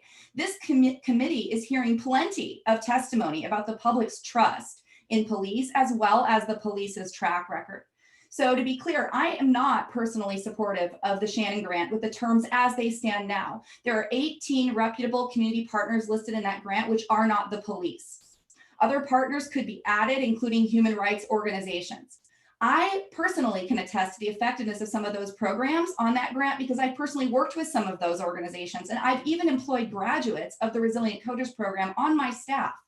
I can speak firsthand to the effectiveness of some of those in the community, as could the graduates of those programs. My feeling is that our youth deserve schools that are free of police and resources that directly support them. I also believe that the City Council needs to spearhead a community position paper to the state advocating for shifting oversight for public safety work to a community task force as opposed to the Boston Police Department. I do not feel that the Boston Police Department needs to be a direct partner on that grant. It creates the wrong focus and activities and sends the wrong message. The grant objectives and the partner list could be amended. And objectives could emphasize creation of language like community-centric programs that create safe and healthy conditions for all community members. Even just that language, as opposed to language like reduce gang activity, it drives progress toward the reduction of gang activity by placing focus in the right place with language that does not adversely affect communities of color. So with all of that in mind, it is my view of myself and literally every single person that I know that funding and budget needs to be solicited and allocated for community-centric resources that address things like homelessness, education, youth programs, access to healthcare and social work, and youth jobs. I echo the sentiments of everybody who has spoken to the issues of police brutality who have gone before me. I'm not going to speak on the BRIC because I've heard all of my perspectives on BRIC already advocated for, including by the representative from the ACLU, and I will yield the balance of my time with thanks to the City Council for making a forum for all of us to speak today. Thanks. Thank you, Cheryl. And I just wanted to add that this connects to a hearing that was held last year that didn't go very far on the very issues you're talking about and will be re-upped again. So thank you so much for your testimony and that perspective. Michelle, if we could call on maybe 1 or 2 more people, and then we're going to unfortunately have to wrap up for our next hearing, which is going to be hosted by President Janey. And so if you have not submitted public written testimony, please do. All of that is added to the record. Thank you. Next up is Erica Kuka. Hi, can you hear me? Yes.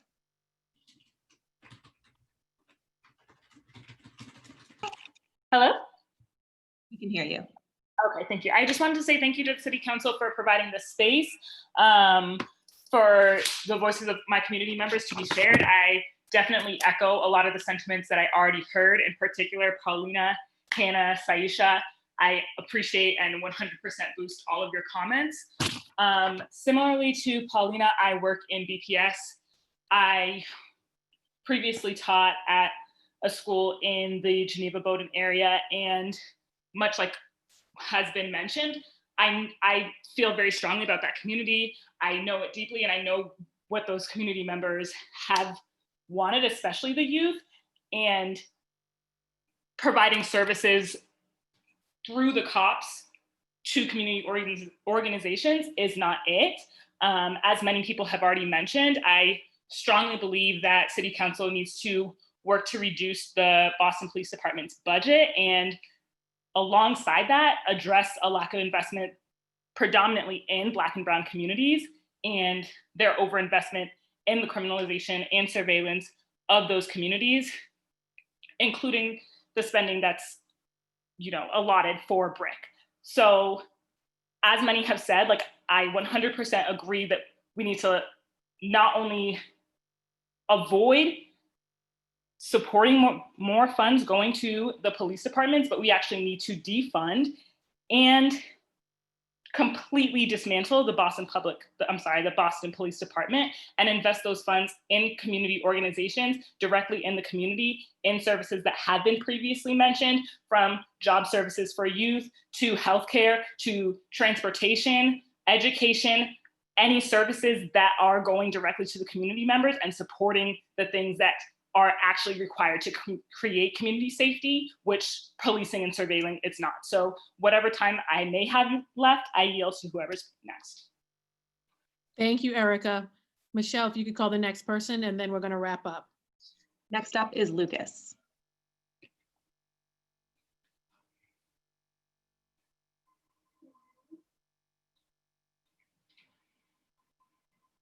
Can you hear me? Yes. Okay, cool. Yeah, I agree with most of what everyone else in the audience has been saying. I want to emphasize, I think the most important thing about my opposition to the grants specifically is that I've lived in Boston my entire life, or like the greater Boston area, so that's 18 years at this point. And I do not trust the BPD, and I do not know basically anyone who does. I don't think that the police should be given the power to decide where the money is going. I think that this should be done by civilians. I think that this should be done by the people in these communities. I have a friend who at 16 was tear gassed by the BPD. They were standing on a sidewalk, but happened to be in the wrong place at the wrong time, I suppose. And so hearing BPD talk about allocating funds to youth organizations and gang prevention seems really ridiculous, considering that kind of behavior goes on at the BPD. And I think that if the city of Boston and the state of Massachusetts really want to help youth communities and disadvantaged communities, majority POC communities, then what should be done is the youth of those communities should be consulted and talked to when grants are being decided, not the BPD. Thank you. Thank you, Lucas. And as I said at the beginning of the hearing, unfortunately, we could go all day, but we have another council hearing scheduled on an important topic by our Madam President. And so I'm going to wrap this hearing up. I just wanted to say sort of ask one clarifying question, Damon, before you jump off, which I don't think was answered throughout the hearing, specifically for the Shannon Grant. Is it possible to separate that out in such a way where money within that grant that is intended to go to community-based organizations, for example, could go to community-based organizations, and the other money, if it were rejected, for example, could be rejected? Can you separate that grant apart? That was one outstanding question. Can we take, you meaning, can we take out the amount that goes to the public versus the amount that goes to PD? Exactly. So for example, the Peace Institute, many of the organizations that you listed that people are well aware of that do incredible work in the community on the ground with our residents, yes. Could that money still go to them while also rejecting, for example, the other pieces that go to overtime or other BPD cost? Does the state allow us to separate that grant? And if it's a question, an answer, if you don't have the answer now, we can follow up, but it's an outstanding question. I don't have the answer. Okay, so I will follow up on that and we'll make sure to bring all this to the next council meeting. I just wanted to quickly end by saying thank you both to Maria and Damon for showing up today, for answering questions, for providing further details on these grants. Look forward to the breakdowns and various information that you email to us that we will get out to our colleagues and the public. I also want to thank, of course, Michelle and Kerry from Central Staff who are navigating all of this, and my team as well. I want to thank all of my colleagues who participated today. I absolutely want to thank all of the residents who not only showed up to provide hearing testimony via this council hearing, who showed up via email, social media, every platform you can imagine. It was phenomenal. Every colleague I have spoken to has appreciated that advocacy, and these issues will continue to be not only discussed, but action taken. I will specifically follow with some of the organizers and leaders with respect to a hearing, an additional hearing with respect to the BRIC. And that docket will remain in committee until we have that hearing with the BRIC to have more questions answered, not just by folks from the public, but also by my colleagues. So I will follow up with Neil from the administration and David and BPD. And then lastly, with respect to other reforms that were mentioned, there are various hearing orders on all of this that will be brought up again in this committee to not only have conversation around, but to also take action. Everyone knows that now is the time to take action. And I want to be crystal clear on another point before I wrap up and gavel. This hearing is not about individual police officers or attacking individual police officers. There is a narrative out there that suggests or wants to suggest an us versus them mentality. Many of us, including my council colleagues, know a lot of our officers who are on the ground. Just last night in my district, which is largely Mattapan and Dorchester, there was a significant amount of violence, including a homicide. Obviously, our police showed up for those incidents. This hearing, though, to be clear, is about greater transparency.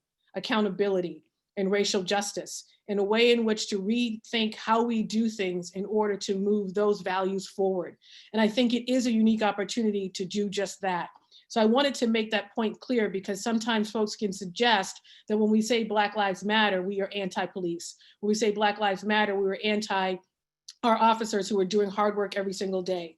This is about system reform. This is about police reform as a system and all the other systems that need to be reformed. So I want to make that point very clear. Maria and Damon, this also is not directed at you guys. I know you work extremely hard. You've been doing this work for a long time. You too are members of our community, residents in our city. So thank you for the collaboration and the partnership. This will continue, of course. Looking forward to continuing this conversation at the council meeting, the next council meeting. And to everyone who participated, thank you very much. And I am going to gavel out. This hearing is adjourned.